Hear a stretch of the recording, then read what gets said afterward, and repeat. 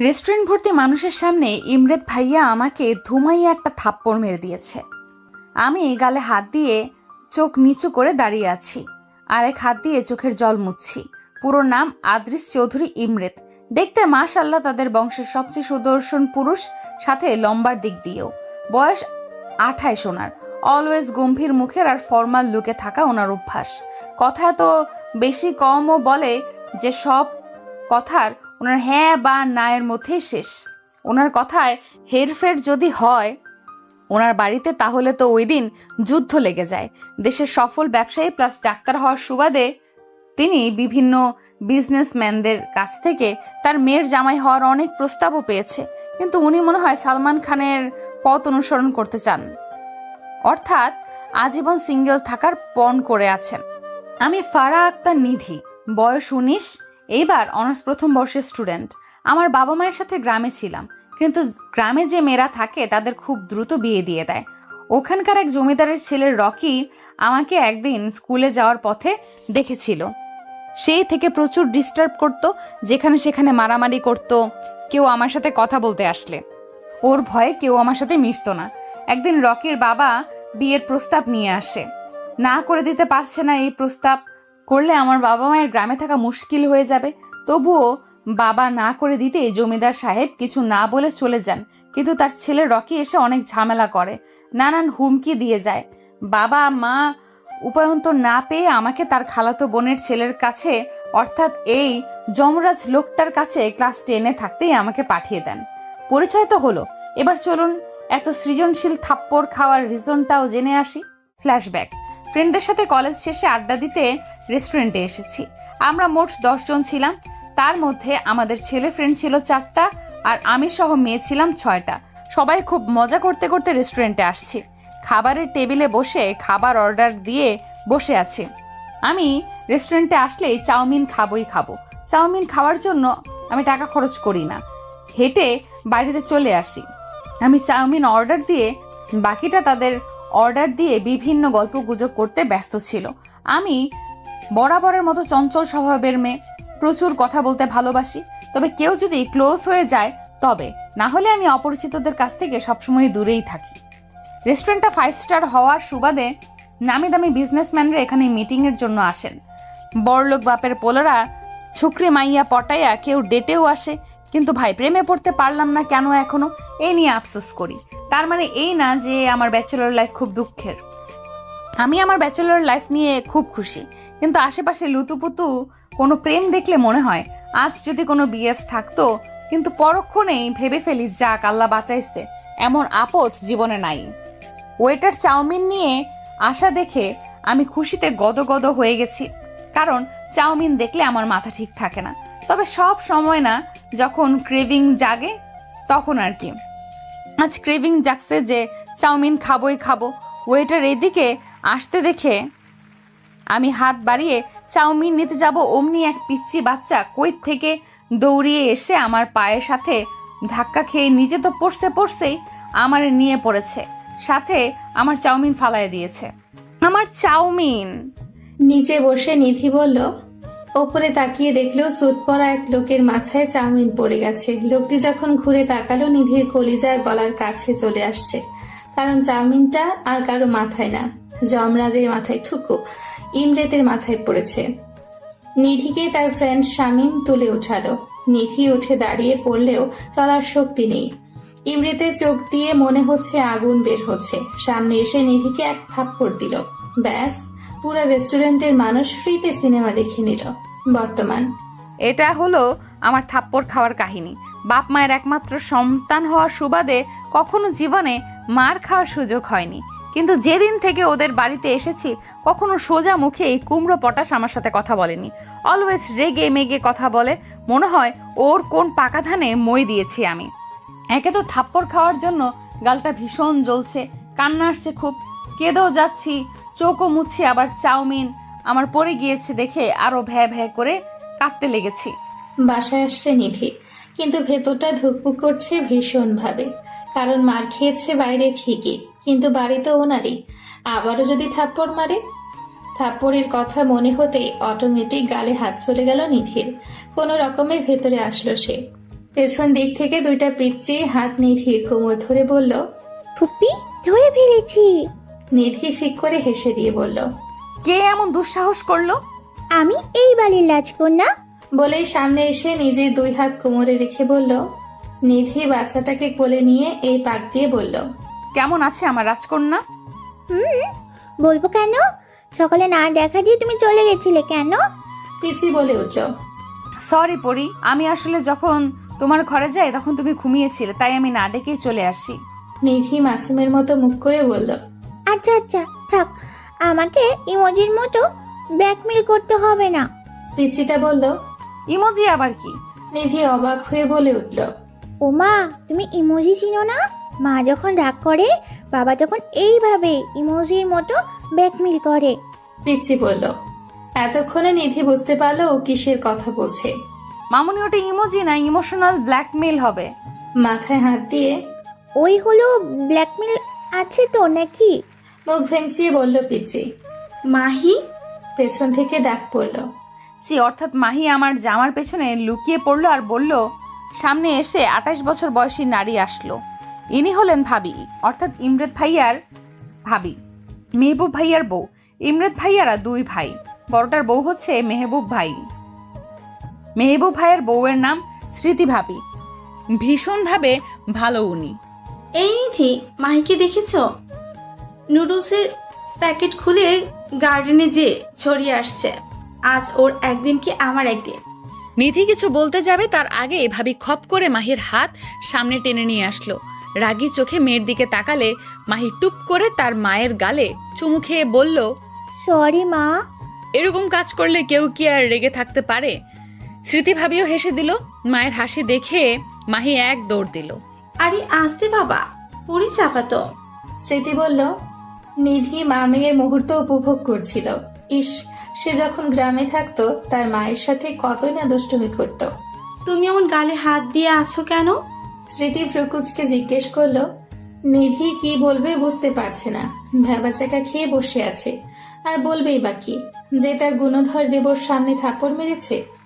মানে আজ র্যাক ছিল কলেজে, কাকে র্যাক দিয়েছিল কে জানি, তার জন্য থাপ্পড় আমি খেয়েছি। নিধি নিয়ে বিনিয়ে বলে উঠল। স্মৃতি গালের হাত সরিয়ে দেখলো 5টা আঙ্গুলের দাগ একদম বসে গেছে। ফর্সা মুখে মনে হচ্ছে লাল রক্ত জমাট বেঁধে গেছে।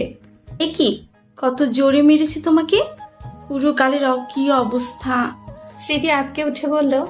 আজ তোমার ভাইয়া আসুক। কোন বেয়াদবের দল এই হাল করেছে? ভার্সিটি যে সব কয়টাকে খবর নিতে বলবো। স্মৃতি ভাবি রেগে গিয়ে কথাগুলো বলল। তারপর আমার হাত টানতে টানতে ডাইনিং এর চেয়ারে বসিয়ে আইস প্যাক ধরে থাকলো।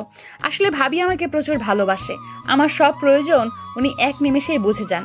ক্লাস 10 থেকে আছি এই বাসায়, কিন্তু উনি আমার মায়ের মতন সব জিনিসের খেয়াল রাখে। আসলে মেহবুব ভাইয়া আর ইমরেদ ভাইয়ার মা বাবা মারা যাওয়ার পর স্মৃতিভাবেই সংসারটা সামলে রেখেছে। এত নামি দামি মানুষ হয়েও এক চুল পরিমাণ অহংকার নেই। এমনকি স্মৃতিভাবির ফ্যামিলিও অনেক হাই ক্লাস, কিন্তু তাদের পিতা মাতার মন একদম পানির মতো পরিষ্কার, কোনো ভেজাল নেই। রাতের বেলা ইমরেদ ভাইয়া হসপিটালের ডিউটি সেরে বাসায় আসছে। মেহবুব ভাইয়া অফিস থেকে ফিরে এসেছে। মাহি বসে আছে আর সবার জন্য অপেক্ষা করছে। শেষ হয়ে দুই ভাই নামলো। স্মৃতি খাবার সার্ভ করছে। যে যা চেয়ারে অবস্থান করলো। নিধি কই? মেহবুব দেখতে না পেয়ে জিজ্ঞেস করে বসলো। নিধির খুব জ্বর, আমি খাবার খাইয়ে ওষুধ খাইয়ে আসছি। স্মৃতি বলল। সে কি, জ্বর হলো কিভাবে? মেহবুব অবাক হয়ে বলল। মার খেয়ে জ্বর আসছে। স্মৃতি বলল। কে মেরেছে? মেহবুব একটু মৃদু চিৎকার দিয়ে বলল, আমি মেরেছি। ইমরেদ গম্ভীর মুখে বলে উঠল। আর কি বলবে, দুজনেই চুপ হয়ে থাকলো, কারণ ইমরেদ শাসন করে নিধিকে একটু বেশি। কেন মেরেছো তুমি ফুপিকে? মাহি চোখ পাকিয়ে জিজ্ঞেস করলো। কারণ তোমার ফুপি ভুল করেছে। এখন কথা না বলে চুপচাপ খাও। ইমরেদ খাবার মুখে গুজে দিয়ে বলল। মাহি মুখ ভেঙচি দিয়ে তার মায়ের হাত থেকে খাবার খাচ্ছে। গভীর রাতে নিধির মনে হলো তার গালে কেউ হাত বোলাচ্ছে, নরম স্পর্শ পাচ্ছে, কিন্তু জ্বরের জন্য চোখ খুলতে পারছে না সে। জোর দিয়ে যখন চোখ খুললো, অন্ধকার ঘরে কিছুই দেখতে পেল না। ঘরের দরজাও তো লক করা, কে আসবে? আপনি খুব খারাপ ইমরেদ ভাইয়া। আপনার হাতের মার খাওয়ার জন্য আমি জ্বরে ভুগতেছি। দেখেন, আপনার বউ হবে যখন, ওর হাতে মার খেয়ে আপনিও জ্বরে ভুগবেন। নিধি জ্বরের ঘোরে বিড়বিড় করে বলছে। নিধি জ্বরের ঘোরে বিড়বিড় করে বলাটা কারো কানে যেতে ব্যক্তিটি অন্ধকারের মধ্যেই বাঁকা হাসি দিল। সকালবেলা নিধির ঘুম ভাঙল বেলা 12টা। জ্বর কমলেও শরীরের দুর্বলতা এখনো যায়নি। মনে হচ্ছে কতই না চালের বস্তা তুলেছে যে শরীরটা ভার হয়ে আছে। ফ্রেশ হয়ে নিচে গেল। স্মৃতিভাবী বসে বসে কাজ দেখিয়ে দিচ্ছে নতুন মালিদের। পুরনো মালি চলে গিয়েছে বয়স হওয়ার কারণে, আর পারছে না কাজ করতে, এই কারণে। তুমি ডাইনিংয়ে যাও, আমি আসছি। স্মৃতিভাবী বলল। আমি মাথা নাড়িয়ে চলে গেলাম। কিছুক্ষণ বাদে সামনে পরোটা দিল ভাবি, কিন্তু মুখে দিতেই তিতা লাগলো। মনে হয় জ্বরের মুখে, এই জন্য খেতে পারলাম না। তখন ভাবি স্যুপ করে দিল। মাহিও স্কুলে গেছে, নয়তো ওর সাথে মজা করা যেত। কল বাজছে, দেখলাম শামীম ফোন দিয়েছে। বল। নিধি বলল। জ্বর হয়েছে রে, এই জন্য আসিনি। নিধি ক্ষীণ কণ্ঠে বলে উঠল। এদিকে একটা আননোন নাম্বার থেকে নিধির ফোনে কল এসেই চলেছে। নিধি দেখেও অ্যাভয়েড করলো। যেহেতু চিনে না, দেখেও কি হবে। বেশ কিছুক্ষণ কথোপকথন চলল। যে ব্যক্তিটি ফোন দিয়ে বারবার ওয়েটিং পাচ্ছিল, সে রাগে সজোরে গ্লাস ভেঙে ফেলল। সন্ধ্যাবেলা নিধি আরামসে শুয়ে ফেসবুক চালাচ্ছে। নিউজ ফিডে এটা সেটা ফানি ভিডিও দেখছে আর হাসছে একটু পর পর। ইমরান নিধির রুমে এসে যখন দেখলো নিধি ফোনে কি দেখছে আর হাসছে, তখন নিধির কাছে এসে ফোনটা নিয়ে সজোরে ফোনটা ফেলে টুকরো টুকরো করে দিল। আল্লাহ, আমার ফোন! নিধি তড়িঘড়ি করে তুলতে গেলে ইমরান হ্যাঁচকা টান দিল। যেহেতু কাজের সময় তোমাকে পাওয়া যায় না, ফোনও তোমার কাছে থাকবে না। ইমরান দাঁত চেপে কথাগুলো বলে হনহন করে বেরিয়ে পড়ল। নিধির চোখে জল এসে গেছে। কেন তাকে দেখতে পারে না এই লোক? কি করেছে সে তার? ভাঙা ফোন হাতে নিয়ে বসে বসে কাঁদছে নিধি। নিধি অনেকক্ষণ যাবৎ ঘর থেকে বের হয়নি, আর বের হবে। নিজে নিজে বকবক করছে আর চোখের জল মুছছে নিধি। এদিকে ইমরান নিজের রাগ সংযত করতে পারছে না দেখে ওয়াশরুমে চলে গিয়েছে। গোসল করে বেরোনোর পর একটু হালকা লাগছে, তবে নিধির ফোন ওয়েটিং এর কথা মনে পড়তেই আবারও মাথায় রাগটা ফুলে উঠছে। রাতের বেলা ডাইনিং এ যেয়ে ইমরান দেখলো নিধি খেতে আসেনি। নিধি কই? ইমরান গম্ভীর মুখে স্মৃতিকে প্রশ্ন করলো। ভাই, ও আসবে না, তুই খেয়ে নে। ঘরে বসে মাহি আর নিধি মিকি মাউস খেলতেছে। মেহবুব বলে উঠল স্মৃতি বলার আগেই। রাগে গাটা আরো রিরি করে উঠল ইমরানের। কোনো রকমে দাঁতে দাঁত চেপে মুখের ভেতরে খাবার গুজে উপরে চলে গেল। এদিকে মেহবুবের নজর গেল স্মৃতির শাড়ি ভেদ করে পেটের ওপর। চট করে শয়তানি করার বুদ্ধি মাথায় আসলো তার। পানি হাতে নিয়ে স্মৃতির পেটে হাত রাখলো মেহবুব। এরকম আক্রমণে স্মৃতি চিৎকার দিতে যেয়েও থেমে গেল। বুঝলো বাহিরে আছে, চিৎকার দিলে খারাপ দেখায়। কটমট করে মেহবুবের দিকে তাকালে সে খুব মনোযোগ দিয়ে চিকেন খাচ্ছে। এদিকে মেহবুব ভেজা হাত সরায়ও না, ভেতরে ভেতরে পৈশাচিক আনন্দ নিচ্ছে। স্মৃতি টেবিলের নিচ দিয়ে দিল এক গুঁতো মেহবুবের পায়ে। আহ! মেহবুব ব্যথাতে বলে উঠল। স্মৃতি দেখলো মেহবুব হাত সরিয়ে দিয়েছে, দেখে হাত ছেড়ে বাঁচল। আরেকবার এমন করলে তোর সব কয়টা হাড় ভেঙে দিব আমি। রাগে গিজগিজ করতে করতে ডাইনিং ত্যাগ করলো স্মৃতি। লেটস সি বেবি, রুমে যাও। তোমার কপালে কি আছে দেখবে, তখন দেখবে। মেহবুব শয়তানি হাসি দিয়ে বলল, ইমরান সার্জারি নিয়ে একটু কথা বলছে অফিসের লোকের সাথে। কাল সকালে একটা বড় অপারেশন করতে হবে তাকে। বড় অপারেশন সব ইমরান করে, এমার্জেন্সি ছাড়া যায় না সে হসপিটাল। বাকি সময় ব্যবসায় লোকজন ভাবে এত ট্যালেন্ট কিভাবে আসে, দুই দিক সামাল দেয়। ইমরান কথা বলতে বলতে চোখ আটকে গেল সামনের বেলকনিতে নিধি ইজি চেয়ারের ওপর গুটিসুটি মেরে মাহিকে বুকের ওপর রেখে ঘুমিয়ে গেছে। ইমরান প্রয়োজনীয় কথা শেষ করে মাহির রুমে রওনা দিল। মাহির রুমে গিয়ে ইমরান দেখলো মাহিকে বুকে চেপে নিধি ঘুমিয়ে আছে। আসলে কত নিষ্পাপ লাগছে দেখতে তাদের। মাহিকে কোলে নিয়ে ওর বেডে শুয়ে দিল। তারপর নিধির কাছে এসে কিছুক্ষণ তাকালো। এই মুখ দেখে আমি আমার বয়সটা ভুলে গেছি। আমি তোমার বাচ্চামো দেখে নিজের যে তোমার থেকে 10 বছরের বড় সেটাও ভুলে গেছি। কিন্তু কি করবো বলো, আমি যে তোমাকে প্রথম দেখাতে দুর্বল হয়ে গেছি। নিজের অনুভূতি প্রতিটাই শিরায় তোমাকে আবদ্ধ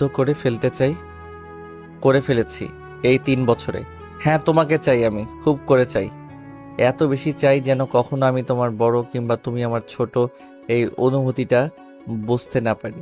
আমি তোমাকে ভালোবাসি অনেক বেশি, এত বেশি যে তোমাকে আমি ব্যতীত অন্য কখনো কেউ ভালোবাসা তো দূরেই থাক, পছন্দ করুক, আমি তা চাই না। আমি পারলে তোমাকে আমার বক্ষ পিঞ্জরে লুকিয়ে ফেলতে চাই। আজ যখন তোমার খোঁজ নেওয়ার জন্য ওয়েটিং দেখলাম, বিলিভ মি, মনে হচ্ছে সামনে পেলে ঠাটিয়ে 2টা চড় মারি। দুনিয়ার সবার সঙ্গে তোমার যত কথা, আর আমি সামনে আসলে তোমার মুখ বন্ধ হয়ে যায়। আমার অনুভূতির তোমার চোখে পড়তে দেই না, আমি জানি, কিন্তু খুব শীঘ্রই তোমাকে আমার অনুভূতির সাথে পরিচয় করাবো। নিধিকে কোলে তুলে মাহির পাশে শুয়ে দিল। কথাগুলো নিধির শুনতে পেত, কিন্তু ঘুমের জন্য তার হুঁশই নেই।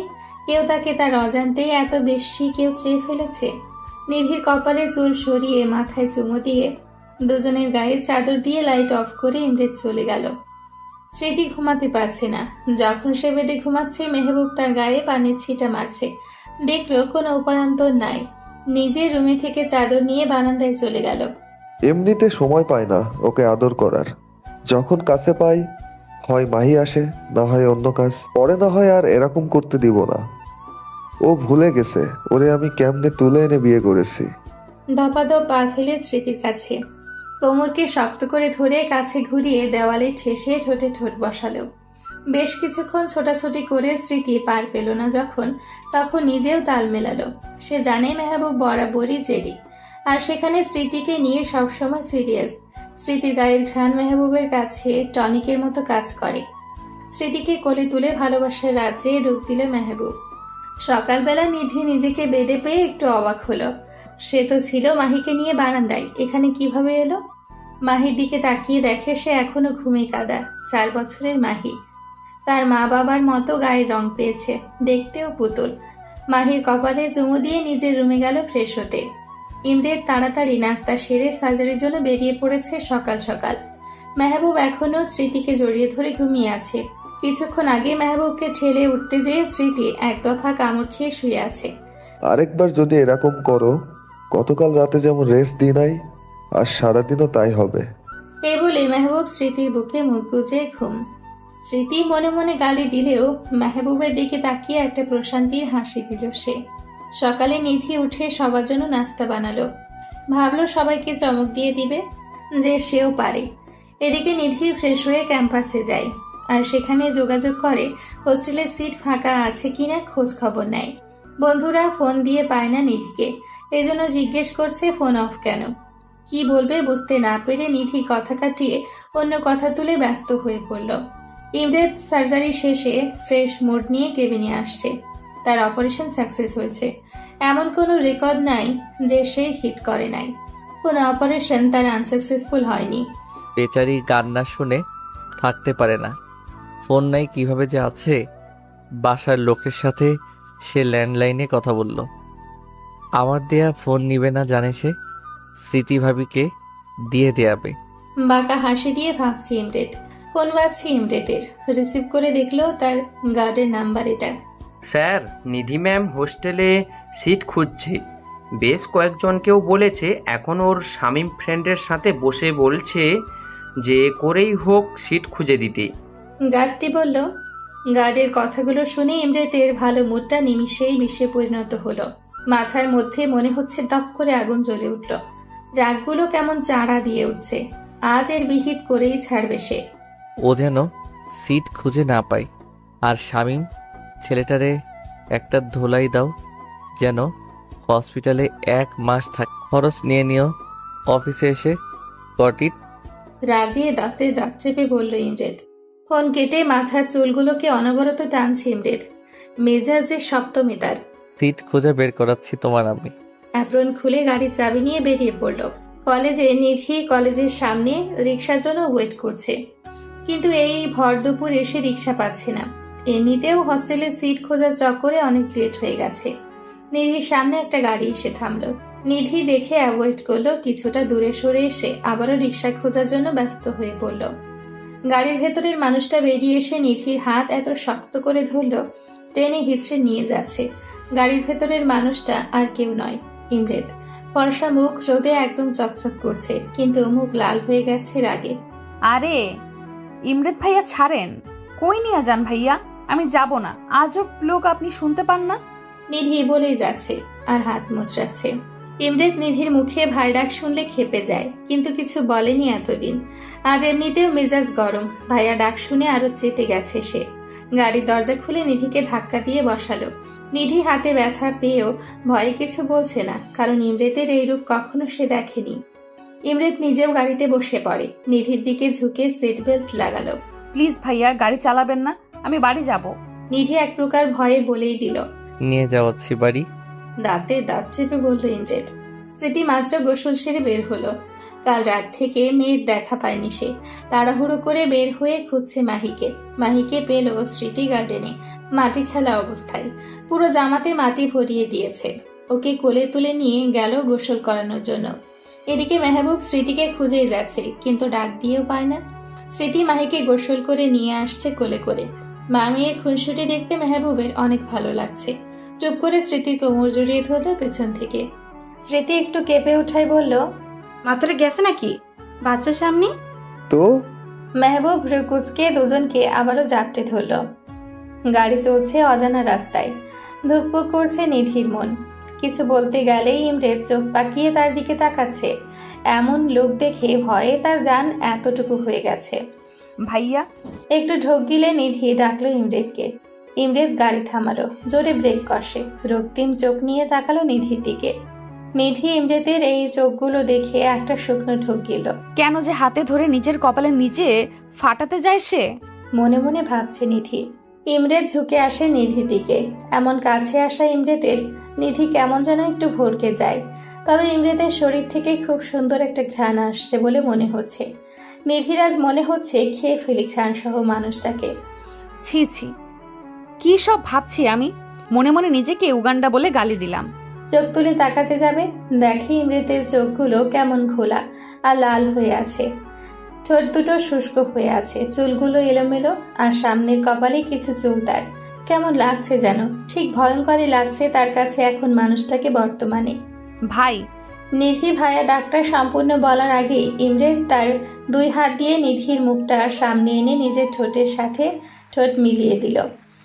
এমন অ্যাটাক করায় নিধি হজম করতে না পেরে চোখগুলো ডিমের মতো বড় বড় করে দিয়েছে। ইমরেতের এক হাত আমার কোমরে চলে গিয়েছে, আরেক হাত আমার চুলটা শক্ত করে ধরে আছে। আমার মনে হচ্ছে হাওয়াতে ভাসছি আমি। শরীরটা প্যারালাইজড লাগছে আমার কাছে। নিয়ন্ত্রণ নাই আমার শরীরের আমার কাছে। এরকম কেন লাগছে? এরকম ইমরেত ভাইয়া করলো কেন? উনি তো আমার দেখতেই পারে না, তাহলে এরকম করে চুমু খাচ্ছে কেন? বিভিন্ন প্রশ্ন আমার মনে ঘুরপাক খাচ্ছে। ওর অপর পাশে আমার ঠোঁটের উপর নিজের ঠোঁট বিলীন করে যাচ্ছে। মনে হচ্ছে এই দিনটার জন্য সে অপেক্ষায় ছিল। অনেকক্ষণ হয়ে যাচ্ছে, কিন্তু ইমরেতের সরে আসার নাম নেই। আমার মনে হচ্ছে ঠোঁট মনে হয় আর নাই। একটু সরে আসতে চাইলে ইমরেত আমার উপর উঠে পড়ে গাড়ির সিটের সাথে চেপে ধরে, নিজের মতো করে চুমু খেয়ে যাচ্ছে। বেশ কিছুক্ষণ পর ইমরেতের ঠোঁটের যুগলবন্দি থেকে নিধি মুক্তি পেল। নিধি আগে ঠোঁটে হাত দিচ্ছে, তার ঠোঁট আছে নাকি গায়েব হয়ে গেছে। হাত দিয়ে দেখলো আছে, কিন্তু জ্বলছে খুব। ইমরেত গাড়ির সিটে হেলান দিল, মাথা উপরের দিকে তুলে চোখ বন্ধ করে জোরে জোরে নিঃশ্বাস ফেলছে। নিধিও তাই। ইমরেত চোখ বন্ধ অবস্থায় বলে উঠল, এইভাবে আমার ভিতর অধিকার আমি কখনো কাউকে দেইনি, কিন্তু তুমি যখন থেকে লাইফে আসছো আমার ভিতরটাকে প্রতিনিয়ত পুড়িয়ে ছারখার করছো। এর উত্তর আছে তোমার কাছে? নিধি এই কথা শুনে ভ্যাবলার মতো তাকিয়ে আছে ইমরেতের দিকে। কথাগুলো তার মাথার উপর দিয়ে যাচ্ছে। ইমরেত আবারও বলা শুরু করলো, আমি তো চাইনি তোমাকে ভালোবাসতে। কেন বাধ্য করলে আমার বাসায় এসে আমাকে তোমার মাতাল করা প্রেমে ফেলতে? বলো কেন করলে? চিৎকার করে বলল ইমরেত। একে তো ইমরেতের কথা তার মাথার উপর দিয়ে যাচ্ছে, দ্বিতীয়ত ইমরেত যে তাকে ভালোবাসে এটা শুনে মনে হচ্ছে কেউ তাকে 10 তলা থেকে ফেলে দিয়েছে। ইমরেত নিধির কাছে এসে তার ঠোঁটে হাত বোলালো বৃদ্ধা আঙ্গুল দিয়ে।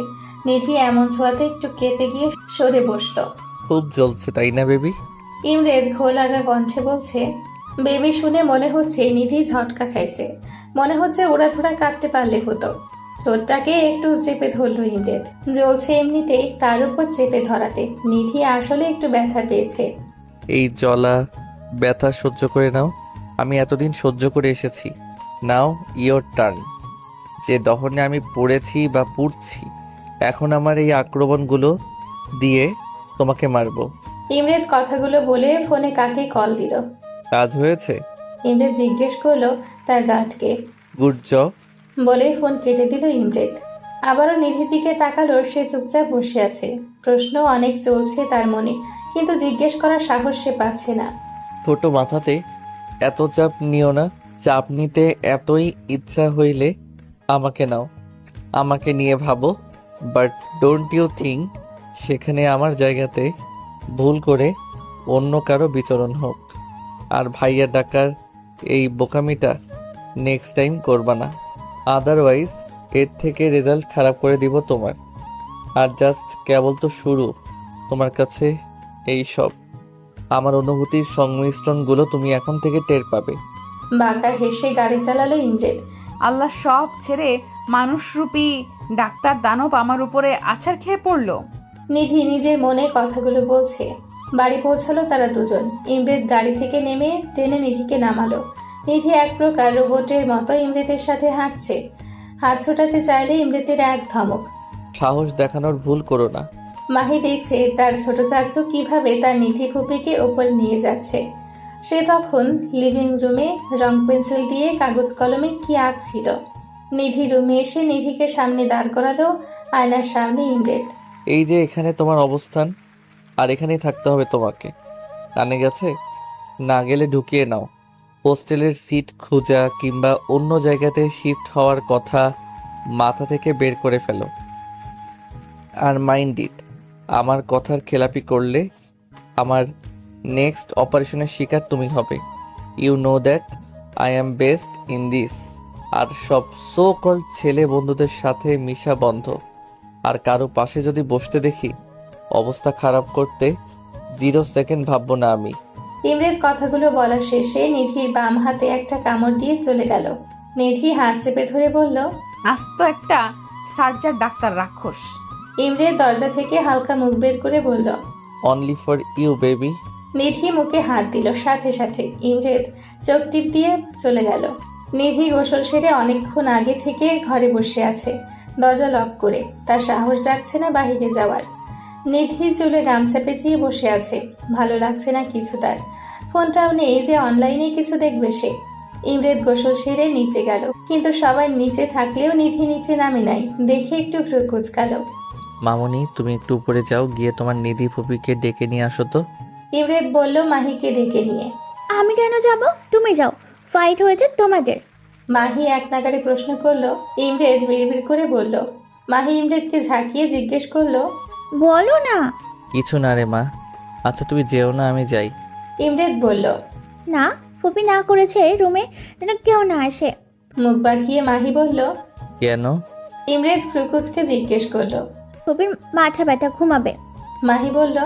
ইমরেদ জানে নিধি কেন নিচে নামছে না।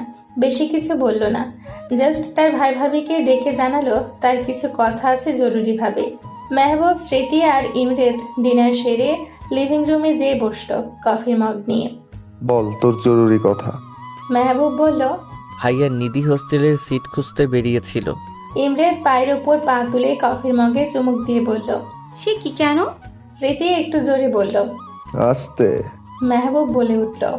স্মৃতি দমে গেলেও চোখের ইশারায় নানান প্রশ্ন ঘুরপাক খাচ্ছে ইমরেদের সামনে। আমি ওর ফোন ভেঙে দিয়েছি এই জন্য, আর এর আগের দিন থাপ্পড় মেরেছিলাম ওই জন্য। ইমরেদ আরামসে কথাগুলো বলল। রিজন? মেহবুব রুকুচকে বলল। মেহবুব আর স্মৃতি জানি ইমরেদ নিধিকে দেখার পর থেকে ভালোবাসে, কিন্তু কখনো প্রকাশ করেনি। নিধির ওপর জোর খাটানো, তাকে বকা দেওয়া সবকিছুই তারা বুঝতো, কিন্তু ইমরেদ বিষয়টা এড়িয়ে চলেছে বরাবরই। ভাইয়া ও ভুল করেছে, এক হোস্টেল খোঁজে, আর সেটা ছেলে ফ্রেন্ডের হাত দিয়ে। আর সেদিন আমার মাথায় চাউমিন ফেলেছে, ওর ওই ছেলে ফ্রেন্ড তাকে তুলেছে।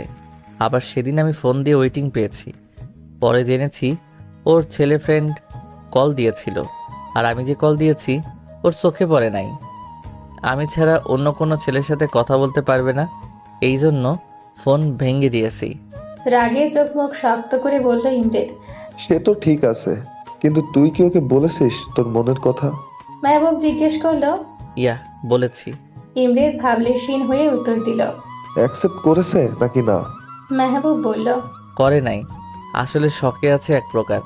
আর অ্যাকসেপ্ট করলে তো ভালো, আর না করলেও তাকে এইখানেই আমারে বিয়ে করে তাকে সংসার করতে হবে। ইমরেদ একটু বাঁকা ভাবে উত্তর দিল। দুই ভাই এক। স্মৃতি বিড়বিড় করে বলল। মেহবুব ঠিকই শুনতে পেয়েছে স্মৃতির কথা। স্মৃতির দিকে তাকাতে সে ভেঙচি দিল। মেহবুব বাঁকা হাসি দিল, ইশারায় বোঝালো। ভাবি, এইটা ফোন ওর জন্য নিয়েছি, তুমি দিয়ে দিও, আমি দিলে কাহিনী করবে। স্মৃতির হাতে ইমরেদ ফোন দিয়ে উপরে চলে গেল নিধির রুমে। মেহবুব স্মৃতিকে কোলে তুলে নিজের ঘরের পথে রওনা দিল। আরে আবার করে তুলে নিয়েছো তুমি, বাড়িতে দেখে নিলে কে কি ভাববে? স্মৃতি এভাবে নানান কথা বলছিল। মেহবুব নিজের ঠোঁট দিয়ে স্মৃতির মুখ বন্ধ করে দিল। ইমরেদ নিধির রুমে যেয়ে দেখে সে বারান্দাতে দাঁড়িয়ে আকাশের দিকে তাকিয়ে স্থির দৃষ্টিতে। তার মানে সে এখনো ঘুমায়নি। ইমরেদ পেছন থেকে নিধিকে ধরলে নিধি ভয় পেয়ে এক লাফে ইমরেদের থেকে 2 হাত সরে গেল। ইমরেদ ভ্রু উঁচিয়ে জিজ্ঞেস করলো, এনিথিং রং? নিধি মুখ ঘুরিয়ে নিল। আপাতত এখান থেকে কেটে পড়তে পারলেই ভালো হবে। এই মানুষটার সাথে কথা বলতে ভালো লাগে না। কাম। ইমরেদ হাত দিয়ে কাছে ডাকছে নিধিকে। নিধি মুখ উঁচিয়ে ভেঙচি দিল যে সে যাবে না। ইমরেদ কটমট করে তাকালেও নিধি নজর স্থির তার নিজের পায়ের দিকে। ইমরেদ কাছে যেয়ে নিধির কোমর চেপে উপরে তুলল। নিধি হকচকিয়ে তাল সামলানোর জন্য ইমরেদের টি শার্টের গলা ধরে আছে। এই কথা তো একেবারে কানে যায় না তোমার, তাই না? ইমরেদ রেগে জিজ্ঞেস করলো। আপনি যখন তখন এইভাবে কাছে আসেন কেন? একটু নামান আমাকে। নিধি বলল। আমি সবসময় নিজের মর্জি চলি, এটা হয়তো তুমি এতদিনে বুঝে গেছো। ইমরেদ ফ্রুকুচকে জিজ্ঞেস করলো। মাহি চলে আসবে প্লিজ ভাইয়া, ওর ঘুমানোর টাইমও হয়ে এসেছে। নিধি ভয়ে ভয়ে বলল। তো দেখবে তার চাচ্চু আর ফুপি কিভাবে রোম্যান্স করছে। নিধি কানে মুখ নিয়ে কথাগুলো বলল। নিধির এরকম নিঃশ্বাসের সাথে লড়াই করার ক্ষমতা নেই তার। কেমন যেন কুচকে গেল ইমরেদের বুকের মধ্যে। ইমরেদ আরেকটু শক্ত করে নিধির কোমরটা ধরল। নিচে আসো নাই কেন? তুই জানো না আমি তোমার জন্য অপেক্ষা করব। ইমরেদ একটু ঘোর লাগা কণ্ঠে কথাগুলো বলছে। আপনি ছিলেন যে এই জন্য যাইনি। নিধি মুখ ভেঙচে কথাগুলো বললেও ইমরেদের দিকে তাকিয়ে সে বুঝতে পারল ভুল সময়ে ভুল উত্তর দিয়ে ফেলেছে। সাথে সাথে মুখে হাত দিল। ইমরেদ নিধির মুখ থেকে তার হাতটা সরালো, ঠোঁটে হালকা স্পর্শ দিল। নিধির মনে হচ্ছে কেউ গলাটা চেপে ধরে আছে। ভালোবাসি খুব বেশি তোমায়। ইমরেদ ঘোর লাগানো কণ্ঠে অস্ফুট স্বরে বলে উঠল। ফুপি, মাহি চিৎকারে দুজন দুদিকে ছিটকে পড়ল। নিধি বুকে ফু দিচ্ছে নিজে, আর ইমরেদ নিধির ধাক্কা খাওয়াতে একটু রেগে কিছু বলতে যাবে, তার আগে আবারও আওয়াজ। কই তুমি ফুপি? আমি ঘুমাবো, ভয় লাগে তো। মাহি বলছে। নিধি তড়িৎ গতিতে মাহির কাছে গেল আর কোলে তুলে নিল ওকে। নিজেরে ভাতিজি দেখি শাশুর প্রেমের কারণে হাড্ডি হচ্ছে, বিয়ে হলে দেখা যাবে না। নিধি মাহিকে নিয়ে ঘুমাবে বাসর ঘরে। ইমরেদ নিজে নিজে বলল। ইমরেদ যাওয়ার সময় নিধিকে শাসিয়ে গেল। সে আরেকবার হাতের কাছে পড়লে খবর আছে। সকালবেলা সবাই ডানিয়ে নাস্তা খাচ্ছিল। এমন সময় উপস্থিত হলো নিধির বাবা মা। নিধি ওর বাবা মাকে দেখে জড়িয়ে ধরল তাদের। অনেকদিন পর দেখে মনে হচ্ছে কেঁদে দিয়েছে। ঈদে যেতে পারেনি ওই জমিদারের ছেলের জন্য। কেমন আছিস? নিধির মা জিজ্ঞেস করলো। ভালো, তোমাদের দেখে অনেক ভালো হয়ে গেছি। নিধি ওর মাকে বলল। এইভাবে নানান কথা হচ্ছিল। ইমরেদ নিধির এমন খুশি মুখ দেখতে চেয়েছিল, কিন্তু বুকের কোণে কোথাও যেন মনে হচ্ছে ব্যথা হচ্ছে। তার চিন্তা, নিধির বাবা মা এসেছে, এখন যদি নিধিকে নিয়ে চলে যায় সে তো থাকতে পারবে না নিধিকে ছাড়া। নিঃশ্বাসটা আটকে আসছে গলার কাছে ইমরেদের। নিধির বাবা মা এখানে এসেছে কারণ নিধির বাবার সরকারি কাজ আটকে পড়ে আছে, সেটা দেখতে এসেছে।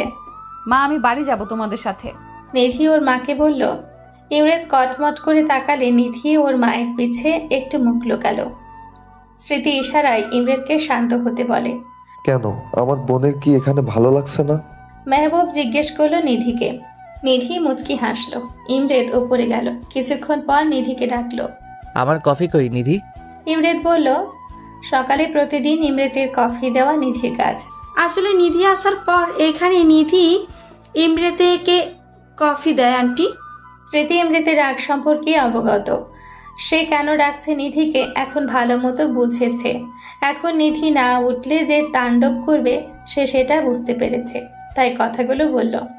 যা দিয়ে আয় কফি, ইমরেদ বাবা চাইছে। নিধির বাবা উত্তর দিল। নিধি দেখলো উপায়ন্তর নেই, তখন ভয়ে ভয়ে কফি বানিয়ে ইমরেতের ঘরে রওনা দিল। নিজের বুকে ফু দিল যেন যমরাজ তার জমগিরি না তুলে। স্মৃতি, মেহবুব, রফিক এবং রুবার সবাই নিচে কথা বলছে। নিধির বাবা মায়ের নাম। মাহি বসে আছে নিধির মায়ের কোলে। আসলে আঙ্কেল, আপনার সাথে একটু জরুরি কথা ছিল। মেহবুব বলে উঠল। লিভিং রুমে মেহবুব, স্মৃতি আর নিধির বাবা মা বসে আছেন। মাহি বাহিরে তার নানির সাথে খেলছে। হ্যাঁ বাবা বলো। নিধির বাবা চায়ের কাপ টেবিলে রেখে বলল। নিধির বিয়ে শাদির কথা কি কিছু ভাবছেন? মেহবুব জিজ্ঞেস করলো। আসলে বাবা, বিয়ে তো অনেক আসছে, কিন্তু জমিদারের ছেলের জন্য সবগুলো ভেঙে যাচ্ছে। যে প্রস্তাব দিচ্ছে সে পরিবারকে মারার হুমকি সে দিয়ে আসছে। নিধির বাবা একটু চিন্তিত স্বরে বলল। না জানি আমার মেয়েটার কপালে কি আছে। নিধির মা হতাশ সুরে বলল। নিধির বিয়ে আমি আমার ভাই ইমরেতের সাথে দিতে চাই। মেহবুবের সোজা সাপটা উত্তর। নিধির বাবা মা প্রস্তাবটা শুনে ভরকে গেল। তাদের মতো সামর্থ্য নেই যে বড় ঘরে মেয়ে দিবে। চৌধুরী পরিবার এই শহরে সবচেয়ে ধনী পরিবার, সেটা লোকমুখে শোনা যায়। এই প্রস্তাবে তারা যে অপ্রস্তুত হয়েছে স্মৃতি সেটা বুঝতে পেরেছে। আঙ্কেল, আমাদের ইমরেত খুব ভালো। সে নিধিকে সেই 4 বছর থেকে ভালোবাসে। সে এখানে আসার পর ইমরেতের মধ্যে আমরা যতটা চেঞ্জ দেখতে পাই তা কখনো দেখিনি। আপনি ভাববেন না আমরা জোর করছি। ইমরেত নিধিকে নিয়ে কতটা দুর্বল আমরা দেখতেই পাই সেটা। আর নিধিকে প্রচণ্ড ভালোবাসে। নিধিকে ছাড়া অন্য কাউকে এখন পর্যন্ত বিয়ে করতেও চায় না। বিয়ে নামক শব্দ শুনলে রেগে যায় সে। নিধিকে আমরা আমাদের বাড়ির ছোট পুত্রবধূ হিসেবে চাই আঙ্কেল। স্মৃতি নিধির মায়ের হাত ধরে কথাগুলো বলল। নিধির বাবা মায়ের মনে হচ্ছে আকাশের চাঁদ হাতে পেল, সেই সাথে সৎ পাত্র নিজের মেয়ের জন্য পেল। বুক থেকে অনেক বড় একটা পাথর যেন মনে হলো সরে গেল তাদের। নিধির বাবা মাও কথা পাকা করে দিল যে ইমরেতের সাথে নিধির বিয়ে দিবে। মেহবুব স্মৃতির দিকে চোখ টিপ দিল। স্মৃতি বেচারি লজ্জা পেয়ে মিষ্টি আনতে গেল। তাদের মধ্যে এই কথা হলো, নিধির প্রথম বর্ষ পরীক্ষা শেষে বিয়ে দিবে দুজনের। ততদিন কথাটা নিধির অজানা থাকুক। অহেতুক চাপ নিয়ে পরীক্ষা খারাপ করুক তার দরকার নেই। ইমরেতের রুমে নিধি কফি নিয়ে গেছে। রুমে নক করলো, কিন্তু রেসপন্স না আসাতে ফিরে আসতে গেলে নিধিকে টেনে ইমরেত রুমের ভেতরে নিয়ে দরজা লক করে দিল। এভাবে হ্যাঁচকা টান পড়াতে নিধির হাত থেকে কফির মগ পড়ে ভেঙে গেছে। আরে দিলেন তো মগটা ভেঙে। নিধি মুখ না তুলে কফির মগের দিকে তাকিয়ে কথাগুলো বলল। ইমরেতের সারা শব্দ না পেয়ে নিধি যখন মুখ তুলে উপরে তাকালো তখন ইমরেতের মুখটার দিকে তাকালো। ইমরেতের মুখ দেখে সে ভীষণ ভয় পেয়ে গেল। ইমরেতের মুখ ভীষণ লাল, দেখে মনে হচ্ছে মাথায় খুন চেপে আছে তার। ইমরেতকে এভাবে দেখে নিধির ভয়ে হাত পা ঠান্ডা হয়ে আসছে, সরতে পারছে না। সাহস কি করে হয় তোমার বাড়ি যাওয়ার নাম নেয়ার? আমি যে না করেছিলাম তুই শুনতে পাওনি? আমি যে তোমাকে ছাড়া কিছু ভাবতে পারি না, থাকতে পারি না, এটা কি বোঝো না তুমি? ইমরেত চিৎকার করে বলছে। দেখুন। নিধি তোতলাতে তোতলাতে বলল। কি দেখবো বলো, বলো কি দেখবো? আরো জোরে চিৎকার করে বলছে ইমরেত। ভাগ্যিস বড়লোক ইমরেতের রুমে দরজা সাউন্ড প্রুফ। আমি কি আমার বাবা মায়ের বাড়ি যেতে পারি না? ভয়ে ভয়ে বলল নিধি। না পারো না তুমি বিহীন আমার শ্বাসটা যে আটকে আসে, এটা কি বোঝো না তুমি? আবারও চিল্লিয়ে বলছে ইমরেত। আপনি আমার উপর এইভাবে অধিকার দেখাতে পারেন না। নিধি বলে উঠল। অধিকার? অধিকার চিনাস তুই আমারে? আরে ইডিয়েট, তোর উপরে তোর অধিকার নাই কোনো। তোর উপরে এই ইমরেত চৌধুরীর অধিকার শুধু। নিধির কোমর শক্ত করে চেপে ধরে। নিধি ভয়ে আর কোনো কথাই বলতে পারছে না। এই ইমরেত নামক প্রাণীটাকে সে অসম্ভব ভয় পায়। কেন এইভাবে পুরাচ্ছ আমায়? যখন পুরাচ্ছ তুমি, এর মলমও তুমি হবে। এই দহনে তোমাকেও মারবো আমি, আর সেখানে তোমার মর্জি হোক বা না হোক। ইমরেত শান্ত স্বরে বলল। ইমরেত তার কোমরটা অনেক শক্তভাবে চেপে আছে। মনে হচ্ছে তার আঙ্গুল ডেবে যেয়ে নিধির জামার ভেদ করে ভেতরে ঢুকে যাবে। ভাই, আমার পুরো কথা শেষ হওয়ার আগে ইমরেত আমার ঠোঁটে নিজের ঠোঁট বসিয়ে দিল। নিধি ঝট করে চোখ বন্ধ করে নিল। ইমরেত অনেক রুডলি কিস করছে। আমার ঠোঁটের চামড়া মনে হচ্ছে উঠে গেছে। কান্না আসছে না কেন আমার? কেন বুকটা ধকধক করছে আমার এমন চুমুতে? কেন সরাতে পারছি না? অপরদিকে ইমরেত কন্যের সাথে জড়ালো সে। কেন এই নিধি নামক নেশাতে মেতে উঠেছে, ছোটাতে চাইছে না, আরো তীব্রভাবে তার সাথে নিজেকে গ্রাস করে ফেলছে। হ্যাঁ, আমার নিধিকে চাই, যেইভাবে হোক চাই। সে না চাইলেও তাকে আমার চাই। আমি যে তুমিতে আসক্ত। চুমু দিতে দিতে ক্লান্ত হলেও ইমরেদ ঠোঁট ছাড়ে নাই আমার, শুষে নিচ্ছে। এইদিকে আমার শ্বাস আটকে গেছে মনে হচ্ছে। বেশ অনেকক্ষণ পর ইমরেদের নিধির ঠোঁট ছাড়ল। দুজনে খুব জোরে জোরে নিঃশ্বাস ফেলছে। ইমরেদ শান্ত হয়ে গেলেও নিধির নিঃশ্বাস এখনো ঘন ঘন পড়ছে। ইমরেদ নিধির শরীরের সাথে মিশিয়ে নিল আরেকটু নিবিড়ভাবে। এই বাবু, এইভাবে শ্বাস ফেলে কেউ? আমি আর পারছি না তোমাকে ছাড়া নিজেরে নিয়ে ভাবতে। ইমরেদের ঘোর লাগানো কণ্ঠ শুনে নিধির শরীরের পশম মনে হচ্ছে দাঁড়িয়ে গেল। এইভাবে নিঃশ্বাস নিলে লোকে কি ভাববে? লোকদের ভাবনা I don't care, I only care about you. Imred নিধির কানে কথাটা বলল। শুনুন, তুতলে বলছে নিধি চোখ বন্ধ করে। নিচে যে সাফ মানা করবে যে তুমি যাচ্ছ না তাদের সাথে। যদি আমার কথার অপোজিট করো, আমি নিজেও জানি না তোমার কি করব আমি। ইমরেদ চোখ মুখ শক্ত করে বলল।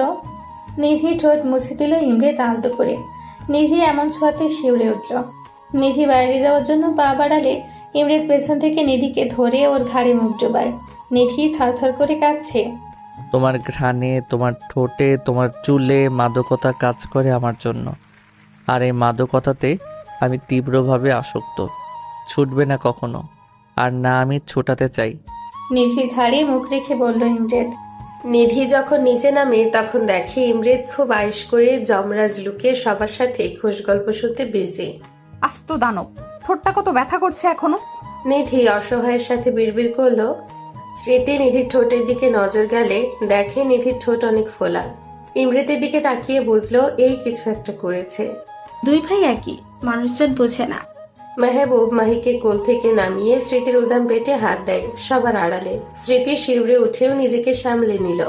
মেহবুবের দিকে রেগে তাকালেও মেহবুবের কোনো ভাবান্তর নেই, মনে হচ্ছে সে কিছুই করেনি।